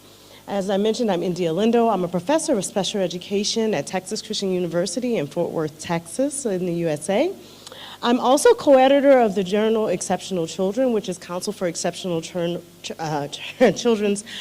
premier journal, and we just ranked #1 in special education. I'm really excited about that. The rankings just came out last week. So we're doing okay. I also happen to serve as the professional development chair and past president of Council for Exceptional Children's Division for Culturally and Linguistically Diverse Exceptional Learners. And so in partnership with diocese and all, we really try to focus on how do we think about culture in these experiences, in those individuals who are coming into this experience with other identities that often aren't recognized in our research base. So I like to start off with kind of common terminology, hopefully, or what I hope, or at least an anchoring terminology of what we mean. And so we talk about the science of reading, and this is just one definition that the Reading League has kind of put out fairly recently. And so thinking about it as a vast interdisciplinary body of scientifically based research about reading and issues related to reading and writing. This research has been conducted over the last 5 decades across the world and is derived from thousands of studies conducted in multiple languages. So a lot of times we hear the science of reading, and in the US at least, I don't know what the conversations are in other spaces, it's this new fandangle thing. Like, what is this new science? And we want to establish that it really isn't new science. It's just the question was, how are we preparing our educators? How are we thinking about this science? And how is it aligning with our thoughts on instruction in the various communities that we serve? There's more there, but really thinking about how can we effectively assess and teach and improve reading outcomes for students. But I ask you, and one of the things I'll talk about briefly in this session is, what's the cultural context in much of the research that we have conducted? That's one of our problems. A lot, it's not looking at what I'm going to label as non-dominant cultures, we'll say. I don't really love the terminologies we have, but we have them. We think about disability. It's really surprising how little disability is reflected, even in reading intervention research. And when you think, well, we're intervening in dyslexia and those things, but the populations aren't necessarily there. And then what do we know as far as teacher knowledge and practice? And what's the cohesion? We often talk about this thing called the research to practice gap, right? What's the cohesion? Often I'll say terms and I realize when I'm talking to my researcher friends, we're having one conversation. When I'm talking to my educators and in the field, they're having a whole nother definition of what I'm saying. The same words mean different things. So how do we bridge that coherence and preparation? Anybody seen this before? That reading rope? Yeah, we all know it. When you say science of reading, I think another thing that often happens, unless you're kind of really entrenched reading researcher, is what do you think about? What is science of reading? How many people are reading people out here first? Got some of y'all here? Okay, I know we got a broad audience here. But what comes to mind first thing when you think of science of reading? Phonics, right? But that reading rope has a lot of stuff there, right? It's not just phonics. But that's what I think when I talk to my educators in the field, especially in the US, I'll say very US-centric, I'll admit, it is all about phonics, explicit, structured phonics lessons. And yes, we know that is important. We have lots of research to support the importance of this, but it's not all of it. Right? And it never was. Our research teams have never been saying that's the only thing that matters, but certainly that is what has been communicated in our space, because that reading rope has a whole lot more than phonics in it. And there are other models to this. And so I'm not going to go deep into the theory and those things, but there are a lot, the kind of broadest view is the simple view of reading. We know from research that reading comprehension is really anchored in decoding and comprehension. And when you're younger, in our younger age, decoding is the strongest kind of predictor, but it shifts over time and gradually becomes more comprehension focused and those higher order skills. We also have an active view of reading. Sorry, that image doesn't look that great. But did you all, I'm sorry, I didn't highlight, I got nervous there in my time. If you scan that QR code, it's a handout to these slides. So just making sure you know that. So, did everybody get the chance? I'm sorry, gotta go. All right. So I'll get back to where I was. So there are lots of theories here, from the simple view of reading. The RAND group in 2002 put out this kind of image of thinking about comprehension as being this kind of social cultural context and the interaction between the text, activity, and the reader. The active view of reading is like trying to expand on that simple view to include things of active self-regulation is what that says. I'm sorry, it did not look that bad on my screen. Word recognition, and they have bridging processes, language comprehension, and then all of these things influencing reading. So really what they're trying to explain is that there's so many other factors that go into this. There's also a direct and indirect model that Kim has put forward that looks at kind of how these emergent literacy skills and higher order cognitive skills build in and support that movement towards reading comprehension. You know, what I know, all of these models kind of try to envelop culture in some way, but it's usually just anchored in the sense of background knowledge. And for me, I want to say, I think we really have to be, what examples of these decades of research show us, we have to be far more intentional about thinking about the cultural context of our learning in that aspect. Because often what we're seeing with our diverse populations is kind of gaps in that decoding and linguistic space. Cultural dissonance between there, like how I don't have the schema that aligns with this because it's been anchored in kind of a very westernized, dominant population engagement, and then what it's taking in the cognitive and linguistic demands. Are we accounting for that?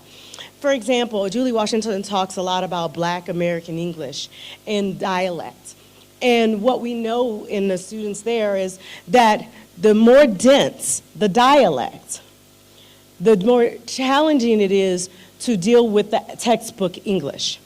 It's more of a transition, it's more of a cognitive load on you to make that shift, just as if you have another language and you are making that translation and translate. So how do we engage in that cognitive demand that it's taking? It takes longer to make that reading happen. And the things that, with that time, that processing time, it's also interfering with all the other action that you're doing in reading comprehension. What we also know about this science of reading or science of teaching reading research is that there's abundance of that research as the definition from the Reading League notes, but it's often very much anchored in early elementary years. There's not much past 9th grade at all, and certainly even in the middle grades it's limited. So one, it's targeting K-3. And in the U.S. anchorage, early intervention. And it is important, getting to those students early and getting them good foundation. I'm not ever arguing against that, but there are still kids in middle school, in high school, who are struggling, and we need to think about how do we really support them, and more. We also know that this research tends to be weird. I think that came from APA. I'm sorry, I don't have a citation there. But it's based on Western, educated, industrialized, rich, and democratic populations. So most of it is kind of in North America, Netherlands, Australia, that kind of space where this work is being done, which means many other cultural groups are not represented. Like 70% of the cultural groups in the world probably aren't represented in this research base. It's a very limited framing, like much of our research, unfortunately. So often it does not take into factor cultural and language factors in the science of reading work. So where are these intersections of disability, race, and language represented, if even one of these is often not represented? And then what does this evidence say for those that we would call multiply marginalized? Because the more barriers you have to getting to that textbook English, the more challenging it is to become that proficient reader we're looking for. All right? So my colleagues and I have been working on a meta-analysis forever. Hopefully it'll come out soon. And we looked at the last 50 years of reading comprehension research. We actually searched all of it. We didn't put any limiters on it. But quite frankly, we didn't have much before the 70s. So, and of those studies, I just kind of looked at who's in the studies broadly. And if you just quickly look at the diagram, reading status, on the darker orange is no risk or risk. And then the other lighter side is reading disability or risk identified. So even in reading intervention work, it's mostly not kids with reading disabilities represented, or those with indicated risk of reading disabilities. When you think about race or ethnicity, we just did reported or not reported. Because we couldn't, many times they'll tell us the demographics of the school overall maybe, or that it's a Title I school in the US means, that there are a certain number of folks who need income support or lunch support, but it doesn't tell us much. And again, only 35% of those studies reported that. And when we look at SES, only 28 or so% are low SES populations. So we really, despite having an abundance of research, who's represented is really lost.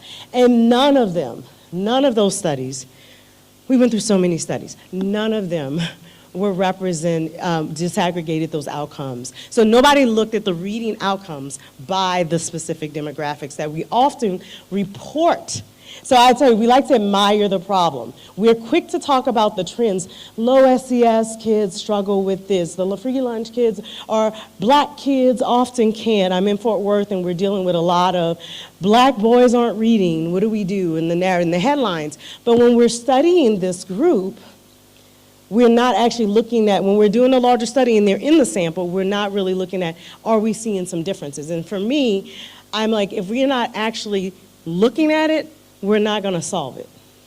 And so that's one of our conversations. So reading comprehension. I like to come back to what is it, because that was my focus. The process of simultaneously extracting and constructing meaning through the interaction and involvement with written language. And I like this definition the RAND group gave because I feel like it is so, it's very clear that it's complicated.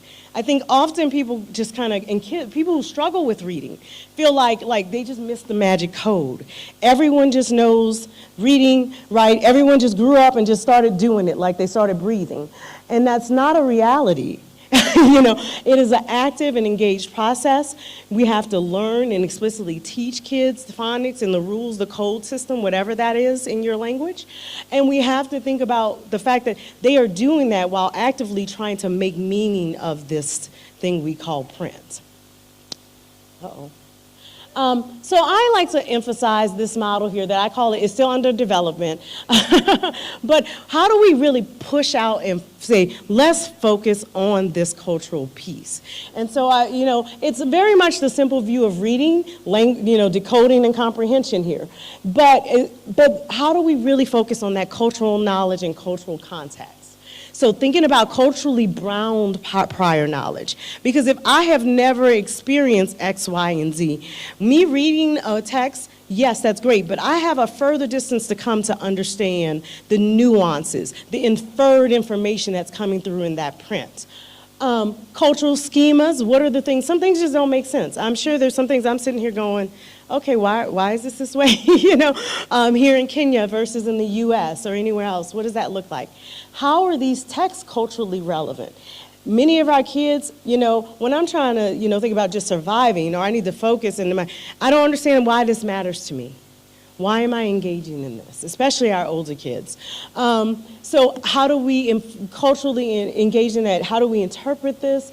And what are the acknowledging and celebrating? I'm not going to just say acknowledge. We often say what people are coming to the table with.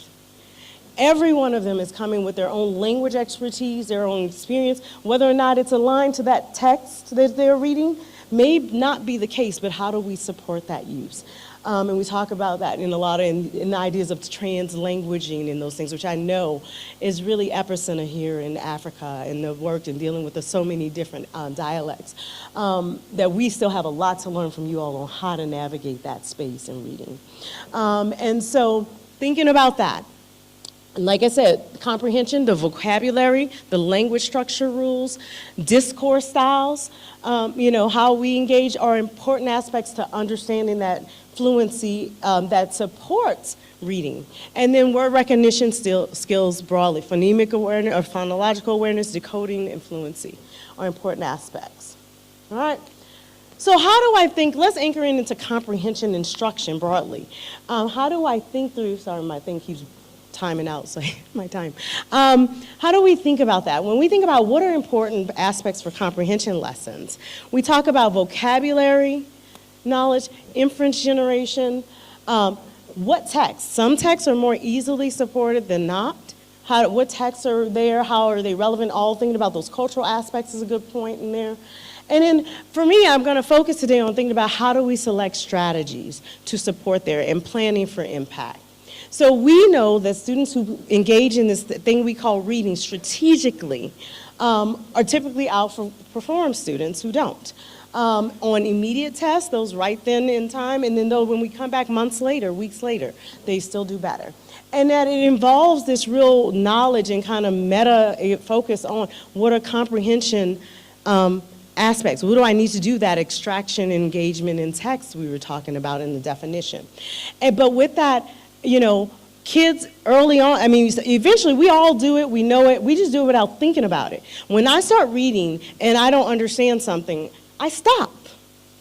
If I don't know, I don't understand it, I'm gonna keep going, right? My goal is to get to the end. You told me to read this passage, I'm reading it. Yes, ma'am, I've done it, good job, right? Did I understand it?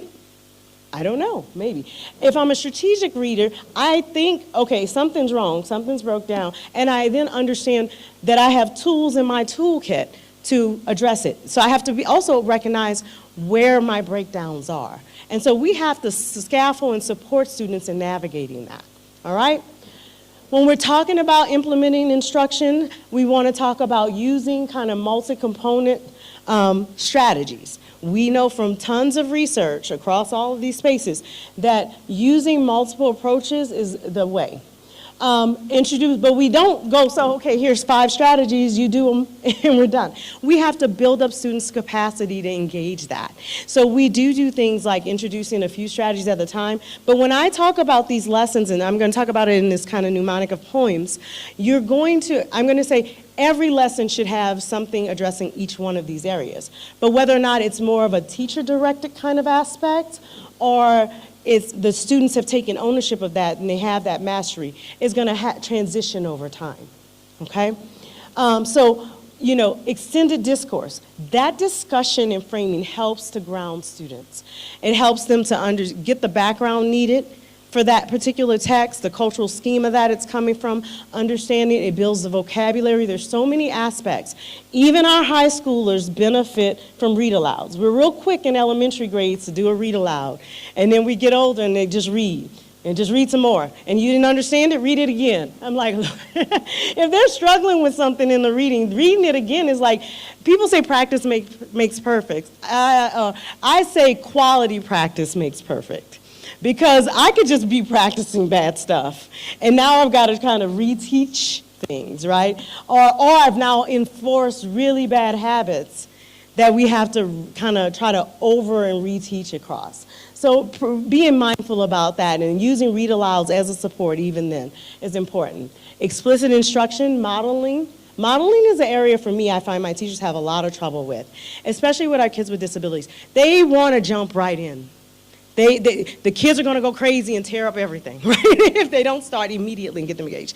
I'm like, you have to think about, it can be small pieces that you model, start them. You can chunk it in different ways, but you've got to also, I think, one of our problems is we also don't make the learners the responsible party in the learning. We also think we have to control it. I think and once we feel, and I don't know about other countries, but certainly in the US, the way we talk about instruction, we have to manage our classroom, we have to think about this.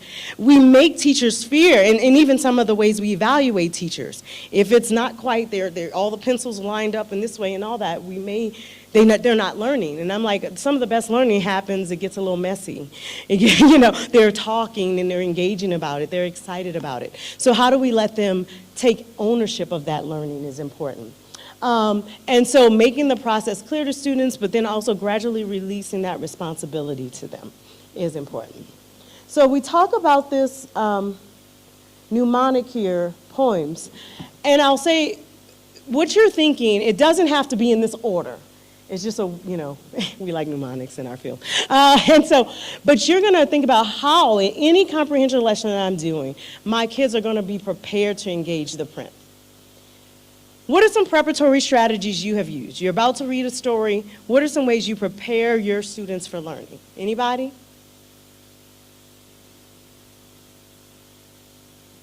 Nobody prepares? I don't believe you. You're going to talk to me. What's the vocabulary they may need? What else? Any characters they can relate around. What's some background they might need? If I'm thinking about this passage, maybe my kids have never been to a beach. And I've got to teach, maybe we got to talk about has anybody or ask it. But how do I engage them? In little kids, we might do things like picture walks, and look at the pictures. What do they know about the particular topic? Yes. Okay, thank you. Yeah, so there are lots of ways that we think about that. Organizational strategies are important. Everybody, graphic organizers. Anybody never use one? I didn't think so. We all know them, and there's the most easiest approach there. Elaborative. This is where I think people often drop the ball. This is asking students to do something with that reading, with that learning. Remember, this is an engaged and interactive process. If we just say read it, and they read it, and They read it to finish it, and they don't have any other goals, whether it's putting in their own words, making an alternative story, thinking about the why, comparing it to a different story, whatever that is. But give them a reason for why they're reading, to find out something in particular, to figure out this character's motives, whatever. But having them do something more with that learning is a critical aspect of this comprehension. What do you think metacognitive? Thinking about your learning, right? So something they need to think about their learning, their reading. Am I monitoring it? Did that make sense? You know, it could be as simple as having a question that makes sense. I often will do something like put a star somewhere in that chunk of how far it is, depends on my students' load and needs. But what does that look like so that they are checking and monitoring their reading? And if not, what do you do if you're realizing I can't really tell you what I was reading? I need to attend a little more. And then we know, particularly for students with learning disabilities, the ability to summarize is a very strong predictor of their success. So we really want to engage them in practicing that idea of summarizing. And we have to model that. We have to practice it. Because if not, when I ask them give me a quick story of a summary of the story, what I get is a 5-minute retell or more. Like everything they can remember, whatever it was, right? I have to teach them what a good summary includes and practice that and model that. All right? So I know my time is running here, so I'm just going to let you know, again, the slides are there, but here's examples of preparatory strategies. Organizational strategies are like semantic mapping, graphic organizing, those things. But again, we're giving students a guide to how do we engage in this text, not just telling them to read it. I need to prepare for the reading. I need to think about how I'm organizing the information that's there. I'm doing something with it. You know, I'm reading between the lines. I'm recognizing that there are other things. So I make it personal. I maybe make imagery of it. There are lots of different tools that we can do. So the idea there, though, is that you are going to engage in a way that's supporting their understanding and learning. Metacognitive, making sure it makes sense and all those things.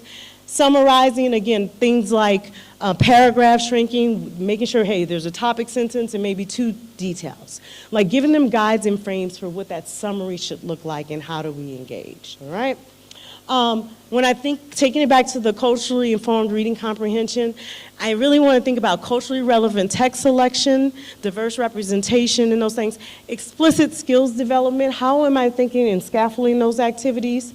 How am I leveraging their assets to engage in that and not making them feel like their particular is bad or something I have to put down to engage this learning, but it's something that I bring to that learning experience. How do we think about teacher training and classroom culture development? And really, we have to think about what assessments we're using and how dissident they may be from students' personal assets in learning, all right? So I'm going to we were going to do a little put it together, but they're going too long. I always have too much information. But and I actually have more slides even after this with resources if you go in there. So I just want you to know, I'm that person, yes. These are 2 examples of strategies that kind of envelop that poems framework, where they've got this multiple component that have lots of research behind it. So those were just there for you. I was never going to talk about them, but anyway, comprehension strategy instruction has been shown to be difficult to implement. I'm not suggesting this is an easy thing. It is the ultimate goal of reading, and it takes work, especially as kids who are struggling with reading. It's not what they want to do, but if we support it, engage, and they see success, they really build and engage.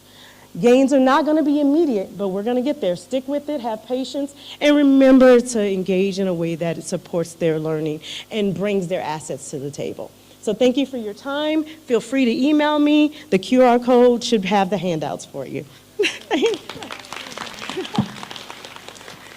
Yeah, see, in this room, we're just going to be flipping the presentations really quickly. So Edwin is coming in and he's going to click in and we'll start there. But thank you so much, India.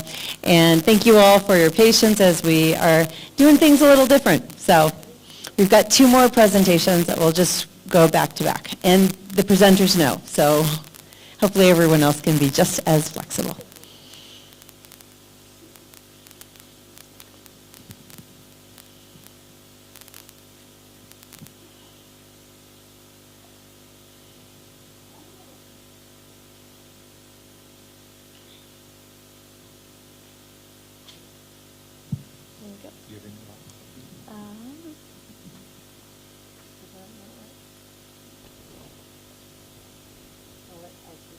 I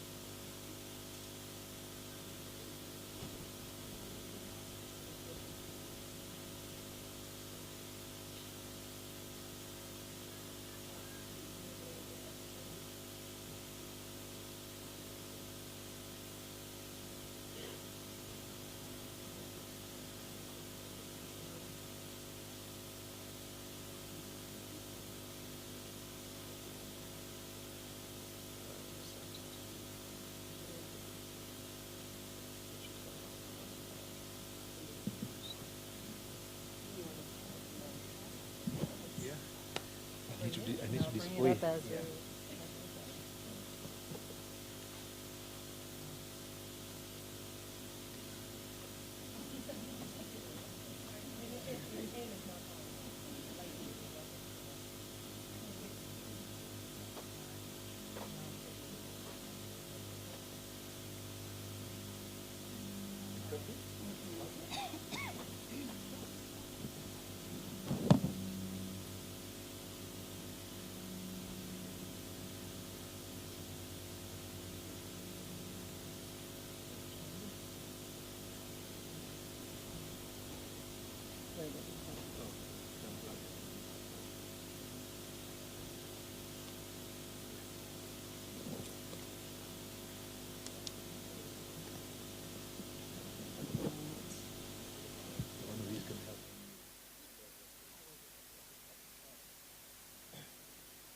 Hello, hello.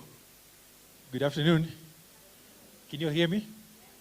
I know I'm the one standing between you and lunch, but we are in Kenya.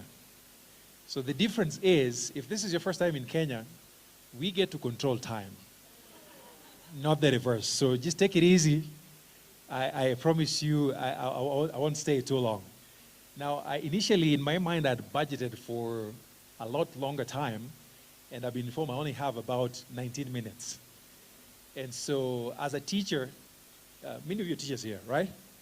Anybody giving you 19 minutes is a bad human being, because I'm not mentioning names, yes, because we love to talk.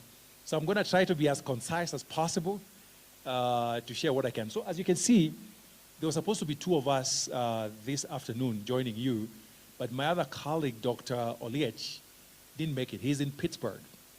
And for those of you who are following American politics, you know we have a gentleman who is doing all kinds of colorful things out there.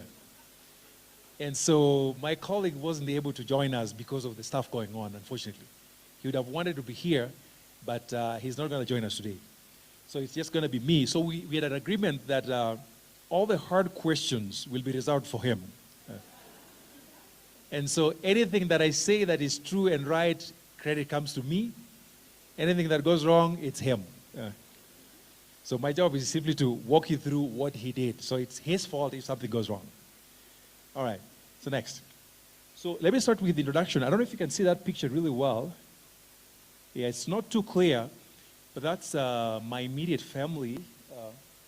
My first and most important duty is I'm a parent. So I come to this work first as a parent. I've got three supervisors. And those two little ones are with me here, but they're in my village, about a 30-minute flight from here, in a town called Kisumu. Anyone who's been to Kisumu? Yes, we actually have actual summer there right now. So it's not what you're experiencing here in Nairobi. So that's my family, and so I come to this work both as a special ed professional, but I also have a son who is on the spectrum. So this work is very personal to me. So that's my first role. My second role, I'm a full professor of special education in California State University in Long Beach in the USA. I've been there for about 2 decades, and I'm one of those Africans who is working my way back to my motherland. So I'm not here to work, I'm here for holidays. So yes. So if you see me missing a few things, I didn't come to work. I'm just here to chill and do holiday stuff. So it just happened that those two things are conflicting this time around. So I've lived in the US for about 2 decades, and I think I've served my time there, and I'm working my way back to this place.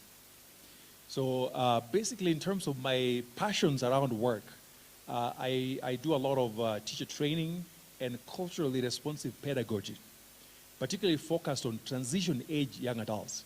And we talk about kids who are about 14 all the way to anywhere beyond that. And so my work is to figure out how we prepare young people to be successful when all this is done. So that's what I've been doing for about 2 decades. But as you can hear from my amazing accent, I was actually born and raised in Kenya, spent nearly half of my life in and around Kisumu. And that's where I flew in from yesterday. So I don't have jet lag like some of you guys. And when I'm done, I'm flying back to Kisumu to enjoy my summer weather. So that said, obviously I'm a Kenyan American who has lived in the US for a while, but I'm starting to come back. And so in doing so, one of the things I do outside special ed is to help people of African descent to come back to Kenya. Because there are many people who find Africa exciting, who may have nothing to do with Kenya, and want to figure out what that looks like. And so I have a YouTube channel, and that's actually the handle I use, where I talk about all things to do with preparing to come back to Kenya. And so my target audience are 2 groups of folks. Anybody of African descent, no matter where you're from. And then there are people who may not be from Africa, but just find Kenya exciting. So if you're one of those, that's where I talk about everything returning to Africa. So that is my spiel about me. So for today's work, I'm simply going to share with you some of the initial work that I'm doing with my colleague from Pittsburgh. He's from Kisumu as well. And him and I went to the same alma mater. We went to Maseno University, And that's where we both did our bachelor's degree. And then we moved to Pittsburgh, Pennsylvania. And for me, I landed in Pittsburgh in January, whatever that year was. And if you can imagine traveling from Kisumu right into Pittsburgh, that was something else. So I often have to remind my friends that we don't have ancestral land in America, and that's why I have to come back to Kenya. So I spent a few years on the East Coast, and then when I discovered California, Southern California, I was done. So most of my professional life has been spent in California. So the work I'm doing actually is tied to my personal experience.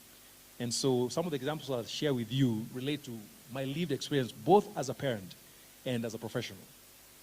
So today I'll simply share with you the initial stage. This is a two-part research. We were looking at literature across the entire globe. And then the next phase will be to go out in the field and collect data in multiple continents to see what this looks like. Because one of the issues we struggle with, for those of us who at least were raised in Kenya or in Africa, is that when we come to America, we are trained to think within the borders of the US, generally. So what we read, what we do is often restricted within the US. And so it takes quite a bit of work for us to step out. And so this work is intended to capture whatever else people are doing outside the borders of the US. So next. Right, so essentially what we are talking about is the issue of quality of life. And the big question is, when we're done with all this, how do we know that what we do leads to a high quality of life for people with disabilities? Because we put a lot of resources in special ed. We put a lot of time, policy, legislation, all this. But ultimately the question is, how do we know that what we're doing leads to a better quality of life for people with disabilities? And that's what we want to find out. Because there's a lot of research that is on it. And mostly I was familiar with what happens in the US. And this study has really given me a new window into what happens across the globe. So what are systems put in place to make sure that people with disabilities end up living a high quality of life? And that's what we want to find out. Next. So essentially, if you ask me why, again, I'll bring it back to my experience as a parent. There are so many things I do for my son who is on the spectrum. But sometimes I wonder, are these things that are good for me or good for him? Does it matter? Because my son is a very bright young man. And of course, as a person who is on the spectrum, he struggles with socialization and language. But he's a very happy kid. Super, super happy. So when you're talking about socialization, sometimes I wonder, why would I even force him to go hang out with other folks when he's happy doing his own things? Does it really matter? Because even for me, sometimes I don't want to talk to people. Sometimes I see somebody calling me, I don't want to talk, I just want to chill and not talk to anyone. So why would I force my son to engage in all these social expectations when he doesn't care for it and he's a happy guy? So as a parent, I'm at a point where I'm reflecting, the things we do, why are we doing this and for whose benefit? Because most of us walk with good intentions. But how do we know that what we're doing really matters to the people we claim to serve? So that's the reason why I'm looking at this right now. And then, of course, it's about optimizing resources. Because no matter where you are, whether you're in Africa or in the US, we always have limitations with resources. So how do we make sure we are putting our resources where it matters most to the people we serve? So when you think about the practices we put in place in schools, legislation, policy, all of this stuff that we do, how do we make sure that we are optimizing resources targeted to the people we are claiming to serve? So that's what we're trying to find out. And part of it also has to do with correcting the historical injustices that people with disabilities have faced almost regardless of where they live. Because typically in many, many places, Kenya included, a lot of what we do has been designed by people like maybe you and I who don't have disabilities. Of course, with great intentions. But sometimes the things we are really putting resources behind may not mean a whole lot to people with disabilities. So to me, this is very personal, and I think if we can really understand what people with disabilities care about in terms of quality of life, so that way we can design systems that support that journey for them to develop a quality of life. And that's the whole deal with this particular work. Next. And so I was intending to engage you in a conversation. As you can expect, I like talking with people. And so, unfortunately, somebody who I'm not looking at insists that I have a few minutes left. So we will not do this now. But if you want to talk with me, I will talk your ears off the whole day. So see me after this. I want to hear from you after this. So we'll skip that for now. And so what we've done, my friend Dr. Les and I have actually just done anecdotal interviews with people. Most of them are African immigrants in the US, asking them what matters. And many of these folks are people with disabilities or parents who have children with disabilities. Just asking them, what really matters to you? And for me, one of the things I said as a parent is that ultimately for my child, I really just want a person who I'd like to have as my neighbor in the neighborhood. He may not be a very rich person, all these other things we care about, but if I can raise a young man who can be my neighbor, I'd feel very satisfied as a parent. And also, it turns out for many of the parents we're talking to, the issue of quality of life in some ways depends on where you are. Because right now, I'm in Kisumu. I've been in Kisumu for about a month or so. If you ask me about my quality of life in Kisumu, I would say it is 10 times better than my quality of life in Long Beach. Yes, I live like 2 miles away from the beach and you have all that stuff. But what I have deep in the village in Kisumu is something I can never even afford in California. And so the issue of quality of life really depends on location, from what I hear from parents. And also, many parents that I talk to, the issue of sense of community really means a whole lot. That ultimately they want to raise kids who can be productive members of a community, whatever that means. And then I hear issues about material well-being. And with that, we talk about being able to pay your bills. Because ultimately, whatever lifestyle you end up with, bills have to be paid.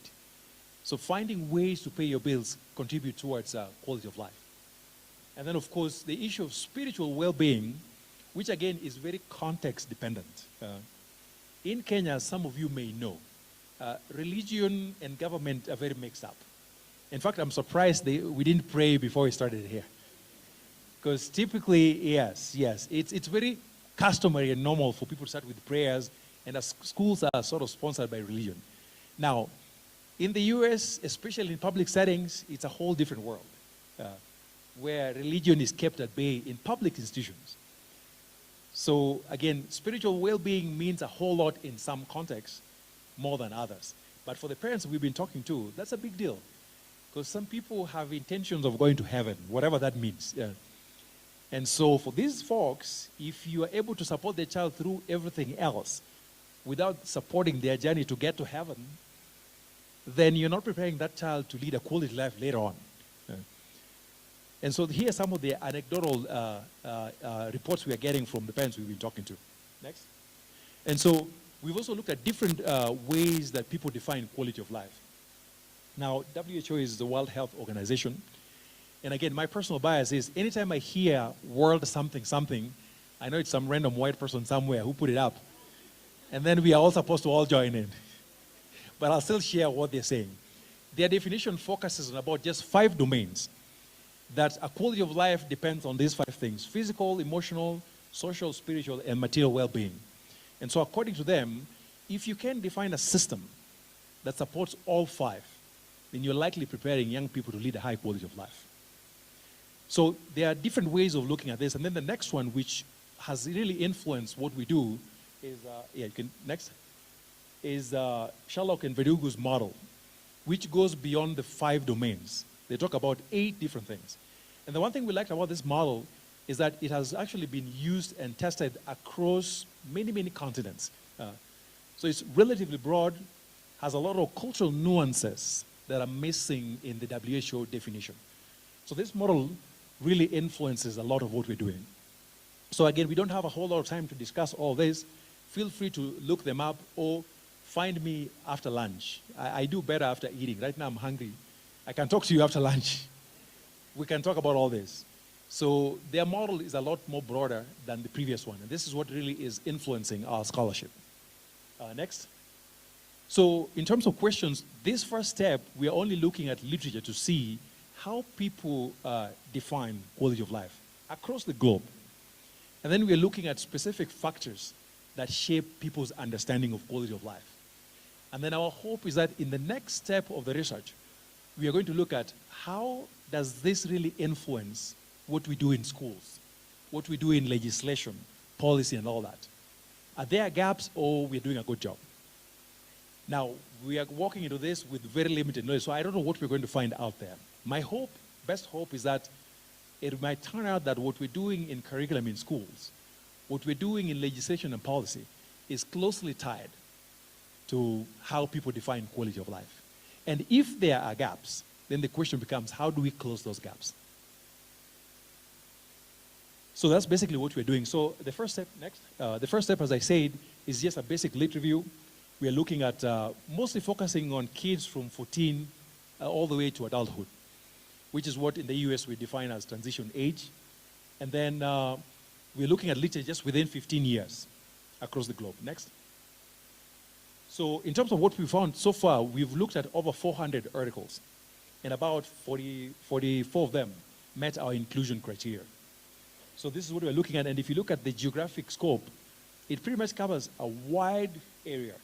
And so what we are hoping is that truly this literature will be informed with global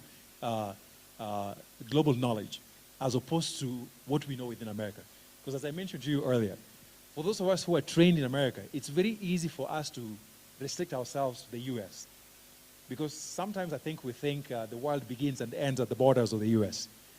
So we are making a concerted effort to see what else folks are doing out there to inform this global work. Next. So the nice thing about what we found so far is that regardless of where you are in the world, these themes are very similar. You hear the same stories, almost across different cultures. The one distinction is that you might find one domain in Southeast Asia. You find the same domain in Kenya, but how it manifests itself is what might be different. For example, people talk about self-determination. What self-determination looks like for a white family in Long Beach might be really different than what self-determination looks like here in Nairobi. So we are seeing the same consistent themes about what counts in terms of quality of life. And again, I would have gone through all that, but we don't have time. We'll share this there. Next. Same thing. You see the same themes repeating themselves across different articles. Next. And so in terms of what shapes people's minds about these things, again, you hear things such as gender norms, cultural beliefs, religion, and then that dynamic between collectivism and individualism. And I'm not saying these two are necessarily mutually exclusive. In many cultures, both of them actually exist. It's just a question of how much. Like where I live in Long Beach, yes, individualism is more prominent. But then there are some collectivist elements of those. So if you live in a culture that is more collectivist, like in Kenya, then you see certain differences that may not match what we have in Long Beach. So here are just some of the examples of practices that we see influence people's thinking around quality of life. Next. Yes, so same things. Next. So overall, as I mentioned earlier, what counts in terms of quality of life seems very similar across different parts of the world. The main difference is how people actualize them in the real world. Like even the concept of independence, where I live in Long Beach, independence for some families mean we prepare a child to go and live on their own and do their own thing. While in Kenya, for example, independence might mean a child lives at home with the family, but they're able to perform a lot of things independently while still living at home. So the same ideas just looks different from one cultural space to the next. Next. So in terms of future, as I said, we are really curious to see whether there's any connection between what families and students think versus what we are doing in schools. And then, of course, this literature has a lot of Western influence in it, because we find studies in other countries, but a lot of them cite research from the US. So while the study might be from another country, but the theoretical thinking behind it is really influenced by what we do in the US. So we are also very mindful about that Western influence in this work. And basically, that is what we are doing. Questions? Remember, all the questions are meant for Dr. Liech, not for me. Yes. Any questions? Yes.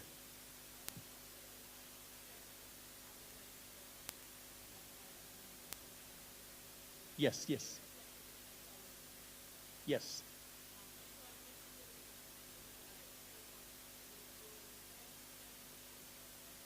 Oh, okay. No, yes. Yes. Yes. Yes.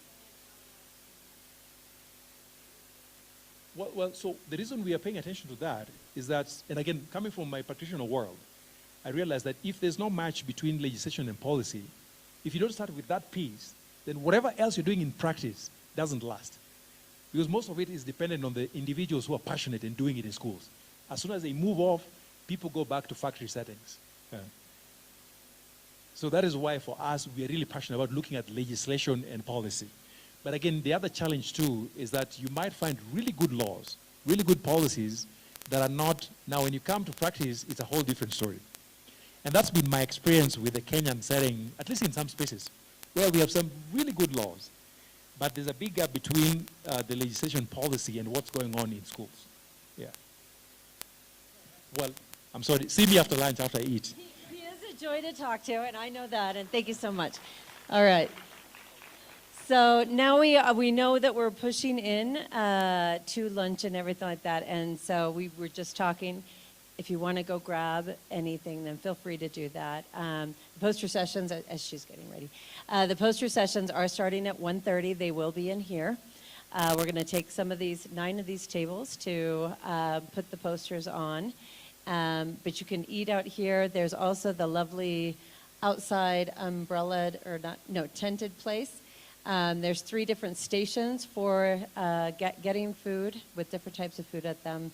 I haven't heard the latest on what's where, but we'll figure that out together. We'll pull together on this.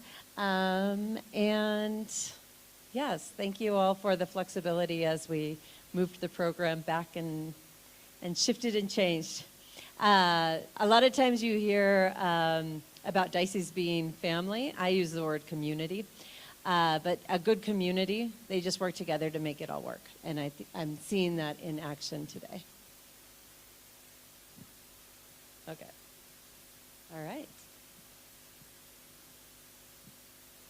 I can click for you, and then she gets it. I will finish.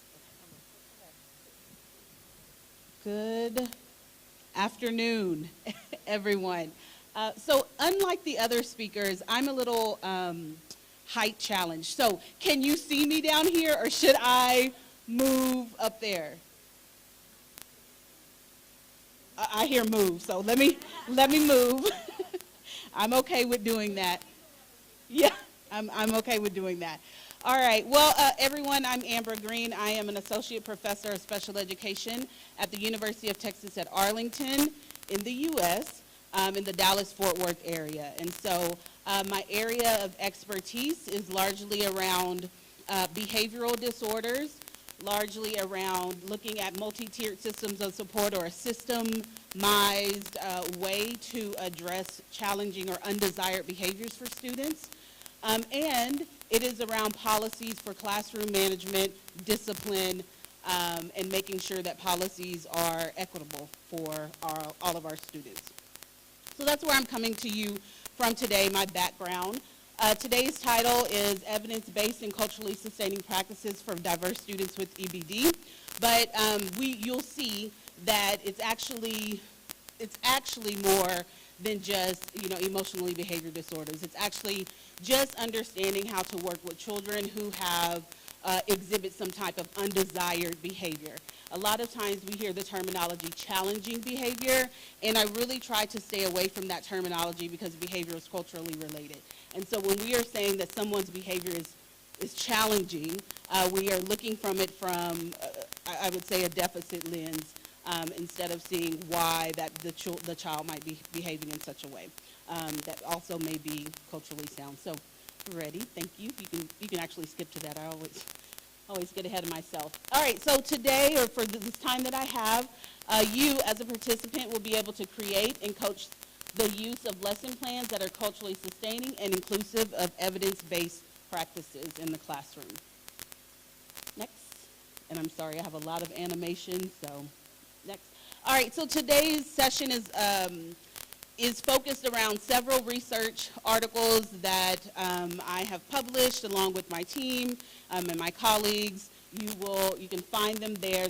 Most of these are in the Journal of Intervention in School and Clinic, but mainly for practitioners, for teachers who are working in the classrooms, giving some step-by-step directions on how to implement strategies for this particular population of students. In the U.S., we have the terminology, actually it's called emotional disturbance. And then we move towards using the term emotional behavior disorders or emotional behavior and health disorders. But the definition here, and I won't read it to you, I'll let you read it there on the screen, but the definition has been challenged several times in our U.S. schools and by large populations of individuals who work with, or researchers who work with this population. Because the definition in and of itself is arbitrary, there's a lot of room for perceptions of an individual's behavior based on that educational diagnostician or the teacher or the group who is evaluating that child for a behavior disorder. Next. What I do want to make sure that I focus on is that whether or not a child has is evaluated for and found eligible for an emotional disturbance or emotional behavior disorder, trauma is another closely related incident that may heighten individuals' behavior. So whether or not they have EBD, trauma is still something that's important that we need to focus on, as these events can significantly impact students' emotional well-being and lead to their emotional stress. So accidents, violence, things at home, food scarcity, things that they're seeing from the home that happen right before school. All of these things are we have to take, or teachers have to take into account when servicing and providing support for students who have or come to classrooms exhibiting some type of undesired behavior. That can be as small as the child is coming to class with their head on their desk, all the way to the child is engaging into physical altercations with an adult or maybe their peers. Also, that's okay, pre-existing emotional mental health conditions as well, such as anxiety and depression, may lend that student to be more susceptible to the negative effects of trauma. Childhood trauma, so our youngest population, the most vulnerable population, also, when looking at childhood trauma, impacts feelings of safety and security, which may impact the relationship between that child and an adult. It also can impair students' ability to regulate their emotions, their relationships, stress management, and coping as well.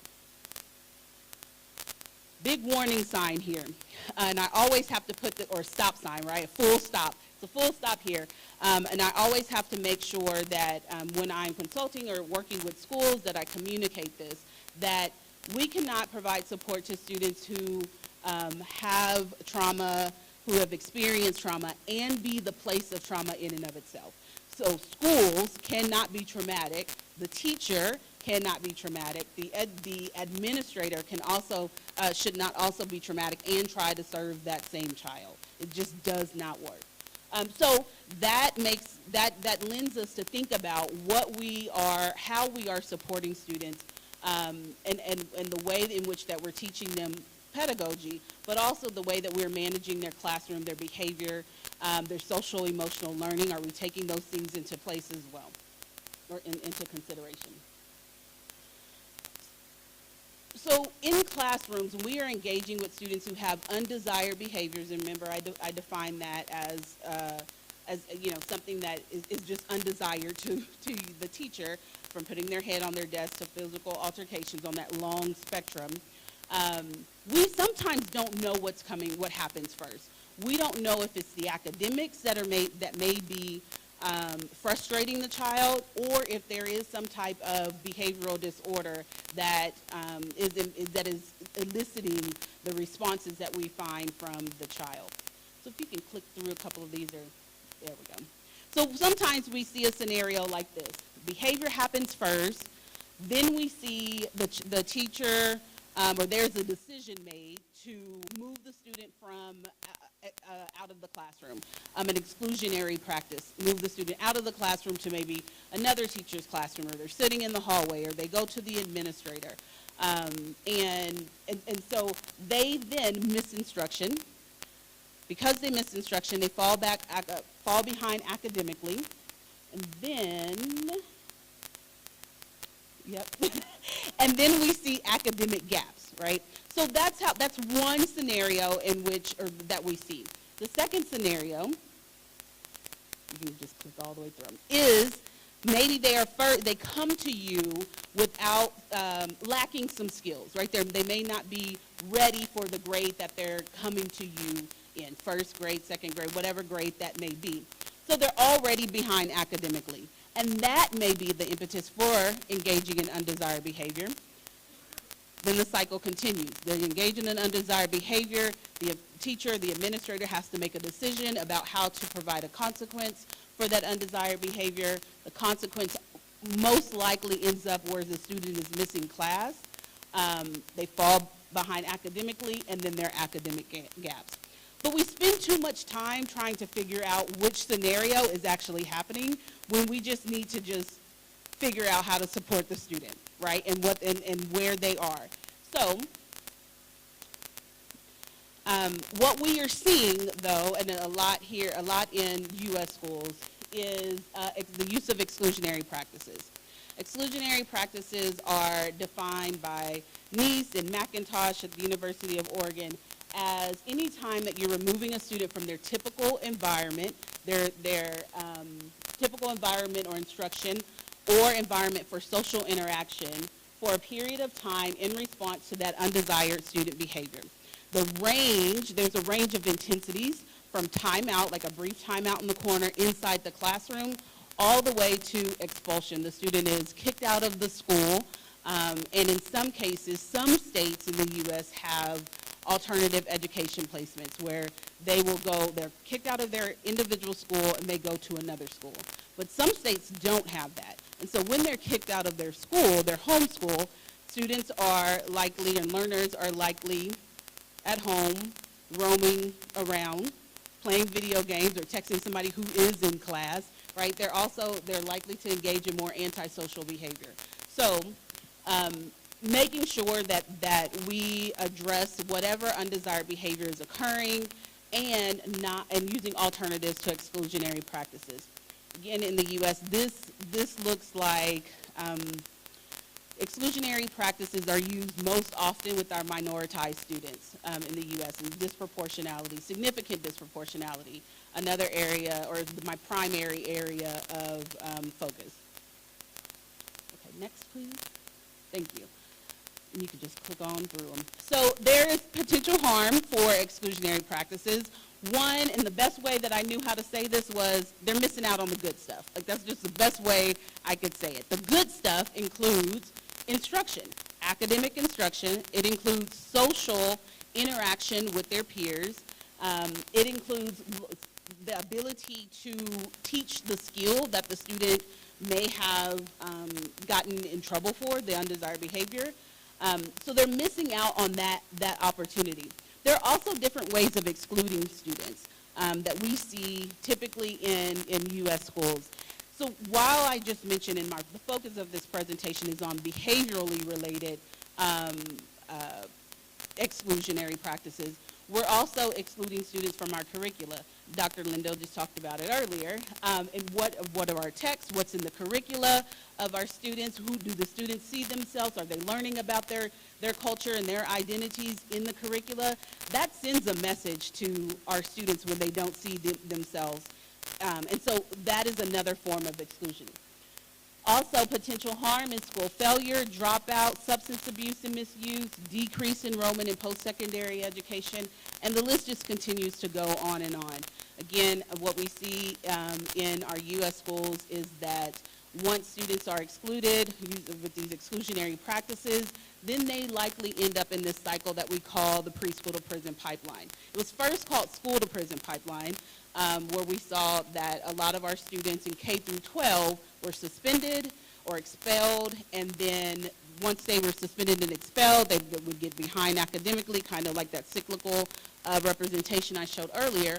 But then they move on to maybe some juvenile justice facilities, juvenile penal systems, and then moving all the way into an adult penal system, just from receiving these exclusionary practices and getting kicked out of school so much. Then we learned that this is actually happening as young as 3, 4, and 5-year-olds. So then we had to rename it the preschool to prison pipeline, where we're seeing these large rates of recidivism, again, for minoritized students. So what do we do about it? Well, I mentioned earlier that I also do work around systems, behavioral systems. And one behavioral system that we use often is called multi-tiered systems of support. We have this for academics. We also have this for behavior. And basically, it is looking at, it's like a triage model. It came from a healthcare model, but it's a triage model where everybody gets, at a tier 1 or a universal level, everybody gets access and instruction on basic things. Basic things are, everybody's going to get access to their academic curricula. Everybody's going to get access to their social-emotional learning curricula. Everybody's going to get access to some skill building and pro-social skills. Everybody, all learners are going to get access to that. And if that does not decrease rates of undesired behaviors, then we're going to triage. We're going to give students more support. So they're going to get tier 1 support, but they're also going to get an extra layer of support, right? When they're doing some type of undesired behavior. So we're not going to kick them out. We're not going to exclude them or give them time out. We are going to make sure that we give them additional support. Same happens, it goes up to typically a 3-tier model, and it gets more intensive, right? So if you, the idea is that if you fall and scrape your knee, you're not, you got just a little bit of blood, just a little bit of scrape, you're not going to go to the emergency room for that, right? You're just going to do a tier 1 practice, put a little Band-Aid and keep on going. That's the idea behind this tiered model. While we have this model, what we are learning is we're not doing tier 1 well. We are not providing access to students equitably.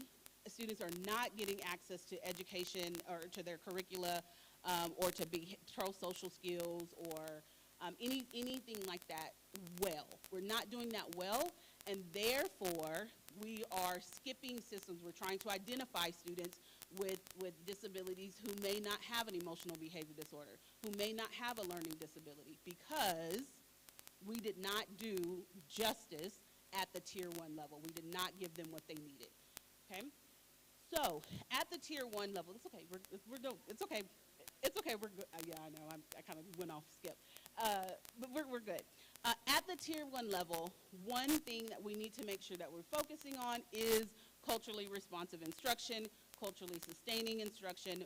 The idea, there's different terms and terminologies with little differences, nuances in their meaning.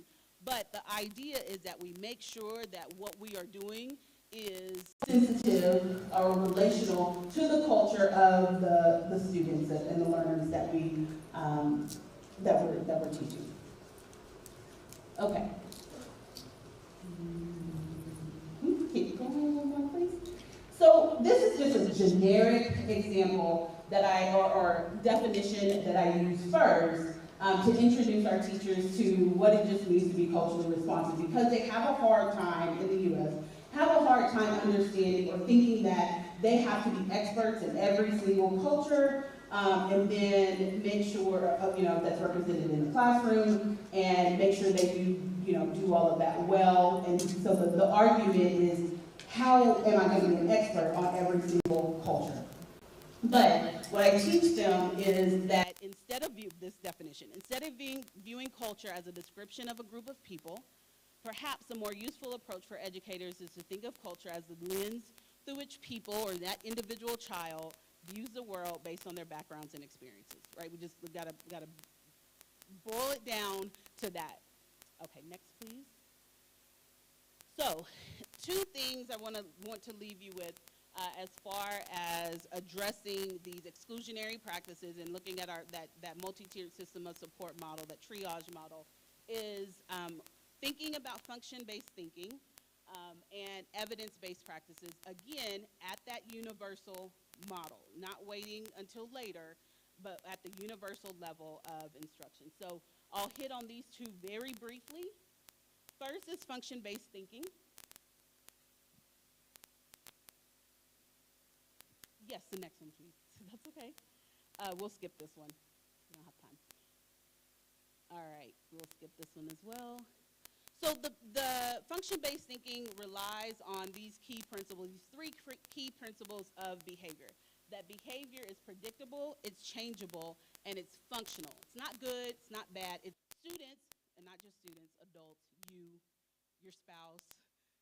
Students, and not just students, adults, you, your spouse.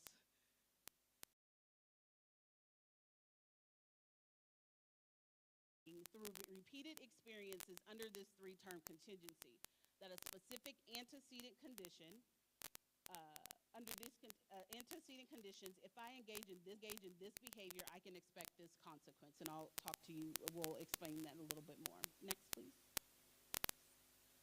So that's our three-term contingency. ABC model is also another way to say that. So A is called an antecedent, and that's just the conditions or circumstances that happen immediately before a behavior occurs. B, next. We'll skip this. B is what we actually see and what we tend to focus more on. But we're not going to do that anymore because we're learning this three-term contingency. So there's actually something that happened before the behavior. We all know what the behavior is. It's something we can see, something we can measure. It's either the student is doing as instructed or they're not doing as instructed. And then we have C, that happens immediately, whatever it is, that happens immediately after the behavior occurs. So one's immediately before, the other one's immediately after the behavior occurs. And this increases the likelihood that the behavior is going to keep going. The C does, the consequence. A lot of times we think of the word consequence as something punitive, but in this term, educational psychology, special education, consequence is just what happens after the behavior occurs. Okay. For example, teacher reactions, positive feedback, students laughing when some child tells a joke or they get in trouble, something like that. That's an example of consequence. So here's an example. Antecedent, this is what happens in the classroom. Teacher tells the student that they will begin reading with a partner. Araya, who's my goddaughter, by the way, and this is real, Araya puts her head on her desk. And then C, the teacher tells Araya either pick your head up or go into the hallway if you're not going to participate like everyone else. Araya went into the hallway. What has Araya learned, though? Well, Araya has learned through this three-term contingency that when the teacher says it's partner reading time, and I don't like partner reading time, that I can put my head on my desk, because the teacher's not going to like that, and then the teacher, he or she, is going to allow me in some way to escape that task. So I'm just going to keep doing it, or she's going to keep doing it. So we need to learn the function of the behavior. There's typically only two functions. Sometimes you can be argued that there's three that's sensory related, but typically there's two functions. Students, again, you, your spouse, your partner, typically engage in a behavior for two reasons. You're either trying to get something or you're trying to avoid something. Only two reasons. Think about it. And that's the function of the behavior. Why? What is this serving for the student? What are they trying to get out of it? Another way to say this is the root cause of the behavior. What's the payoff for the student? What's the student getting or trying to get away from? And what's the most important thing that the student wants to gain or avoid by engaging in this behavior? So that's the idea of function-based thinking, right? So if we know this, who cares, right? Well, or why should we care? We should care because if a teacher or administrator is able to identify the function of the child's behavior, then you're able to apply an evidence-based practice, a function-related practice to address that student's behavior. A lot of times we see, before I get there, example 2, no, go ahead. Example 2 is, this is what happens. In understanding function-based thinking, now we've learned, we've gone through our session, now we know. So then the teacher tells the class to line up, to walk down the hallway. Jaime walks zigzag outside of the line and makes a popping noise with his mouth. The teacher says, Jaime, that is not appropriate hallway behavior. Next transition, Jaime does it again. What has Jaime learned? Jaime learned that if I make a popping sound, I can get attention from the teacher, okay? All right, earlier at the beginning of the session, I talked about trauma. So trauma lives in a 4-term contingency. So we add a contingency, this SE here, which is a setting event, and that increases the likelihood that a behavior would occur. So ABC stays the same, but there could be something that happened at home, or this child can be hungry, that when that A happens, when a teacher says something like, do your partner reading or something like that, the child's tired because he didn't sleep, last night because there was a fight or something happened, right? So that increases the likelihood that the child may engage in an undesired behavior when that occurs. Okay, just wanted to make sure I returned back to that. Next, please. Function-based thinking allows teachers to find the right tool. A lot of times we think about, and we talk about this idea of giving teachers many tools to use in their toolbox. Have you heard that? Have you all heard that before? Okay. Do y'all hear yes? Okay, I thought I heard no's and I was going to explain it. But I actually hate that terminology. I hate that phrase. I mean, it's a good thing. It's a good idea, I guess. But function-based thinking, right, allows you to target that exact behavior and then apply an exact intervention that's going to get the child's need met, but in a more socially appropriate way. So instead of hitting, we're going to get the teacher's attention, then we're going to teach the child, raise your hand, and you can still get my attention, okay? Now, I teach this class in 16 weeks, and I'm giving it to you in, I don't know, 10 minutes, 15 minutes. There's lots more, right, that I'm not talking about that we're going over. Okay. Next, please. We can go to the next one. I just said that. Second is evidence-based practices. Next one. Next. So we want to make sure that we are applying practices with equity. When we are providing instruction to students, sometimes equality is not just going to get it. We're not going to give, one student 3 opportunities and think that the other student needs 3 opportunities to respond as well. That student might need 6. They may need double. So when we're using different strategies like opportunities to respond, pre-correction, positive specific feedback, we need to make sure that it's tailored to the individual needs of the student. Next. Okay. So again, going back to this cyclical model, doesn't necessarily matter if it starts with academics first or behaviors first. We're still going to do those 2 things. We're going to make sure we're using function-based thinking about that, and that we are going to use evidence-based practices. Next. Okay, so the evidence-based practice that I prefaced early that this presentation is about with those 3 papers. It was using evidence-based practices and culturally sustaining pedagogy in lesson plans. So this paper uses Geneva Gay's 8 tenets of culturally sustaining practices, and they're embedded directly into lesson plans so that teachers are able to use it. So here's the example of how these 8 practices can be embedded directly into lesson plans to assist with teachers' implementation fidelity, but as well for accountability for that teacher. Next, please. Thank you. So here's an example of the first page of a sample lesson plan that can be found in that paper. And you can see towards the middle, there are a list of evidence-based practices that the teacher may choose to use. When the teacher's writing the lesson plan or may have to adapt the lesson plan from an already written curriculum, or scripted lesson plan, you can directly, or that teacher can directly mark what evidence-based practices they're choosing to use in that lesson. So you can see in this lesson, the X's on opportunities to respond, and they're going to use response cards, whiteboard, and choral response in this particular lesson. You don't have to use every single evidence-based practice, right? You also don't have to use every single culturally sustaining practice in one lesson plan, but you do want to make sure that they're included in there. So you see underneath the evidence-based practice section, culturally sustaining practices, and this lesson plan uses 1, 2, 3, 4, 5, 6 out of the 8 tenets in this lesson plan. Okay? There's a bigger view of it. So in that service delivery model, that tier 1, wanting to make sure that we are using these practices school-wide, behavior and academic focus, and that all means all, right? So even though a student, in like the U.S., we kind of have this bad, where even though a student is receiving IEP services, a student with disability, the special education teacher is responsible, and that is the special education teacher's teacher, or child. That is not the case.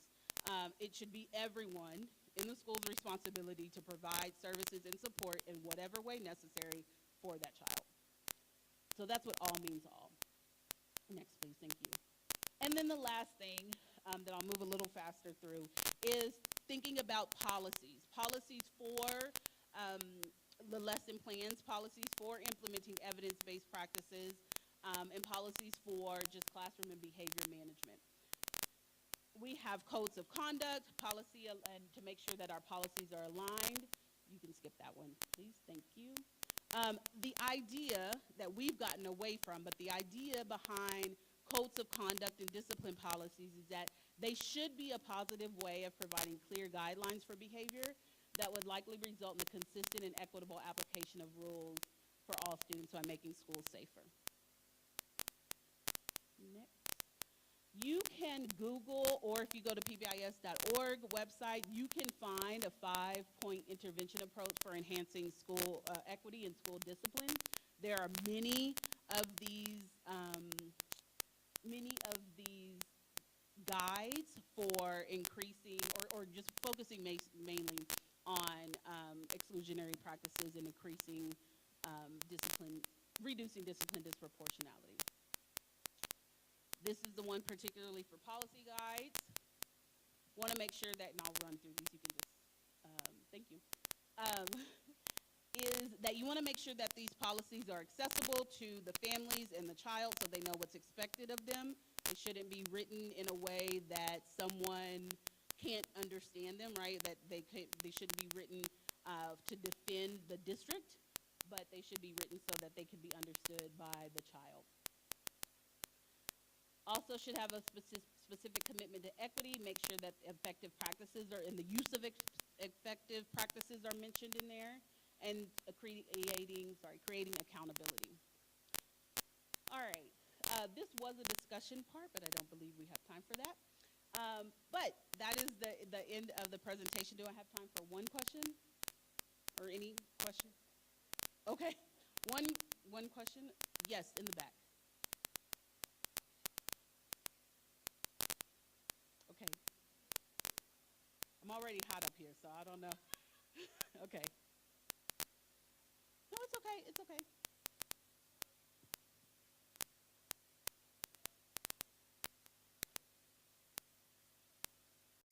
In my school, and what do you do if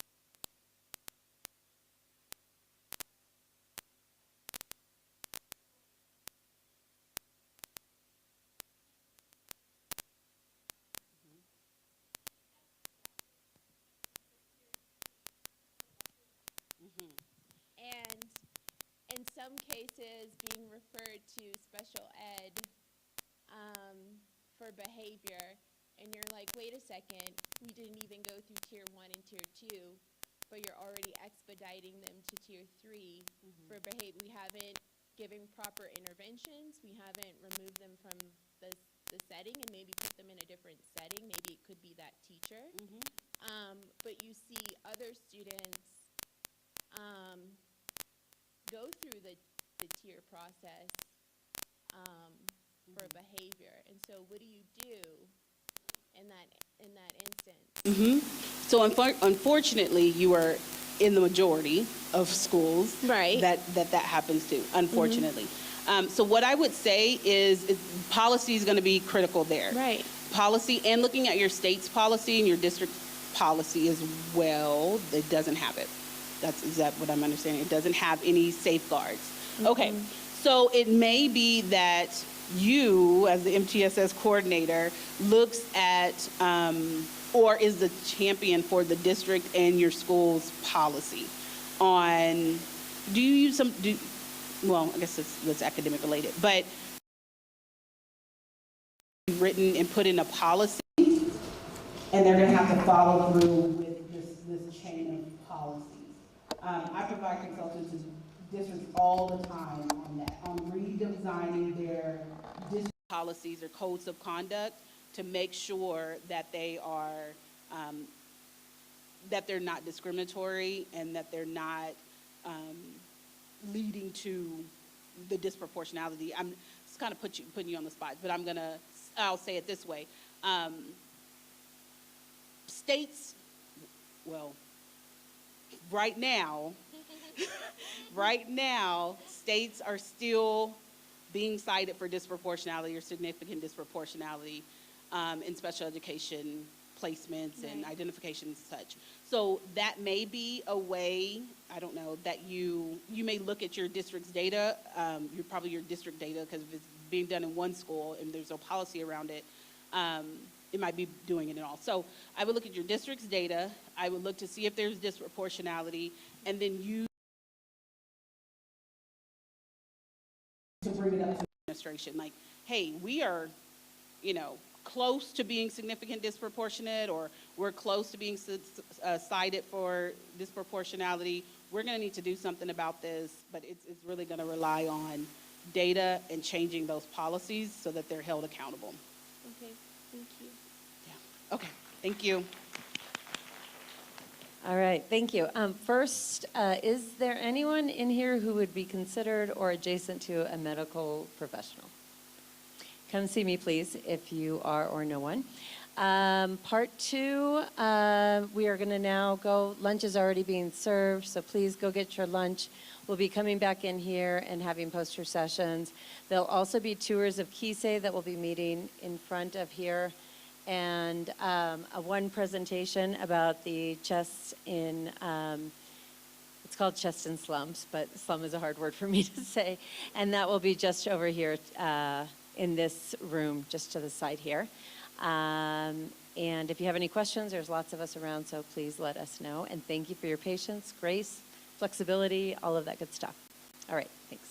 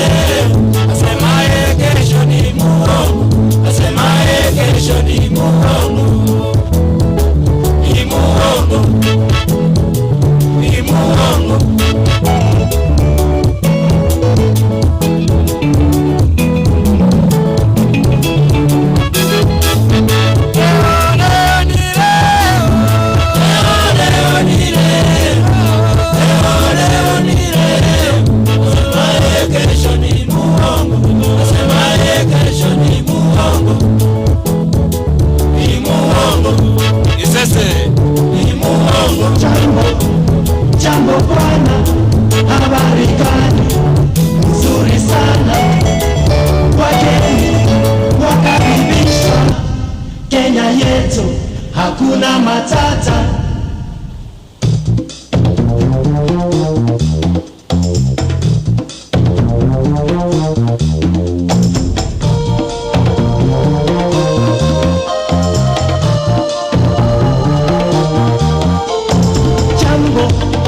Jambo bwana, habari gani?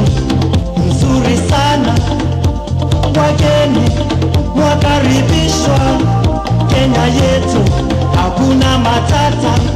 Ngiti jambo bwana, habari gani? Nzuri sana, wageni wakaribishwa Kenya yetu, hakuna matata.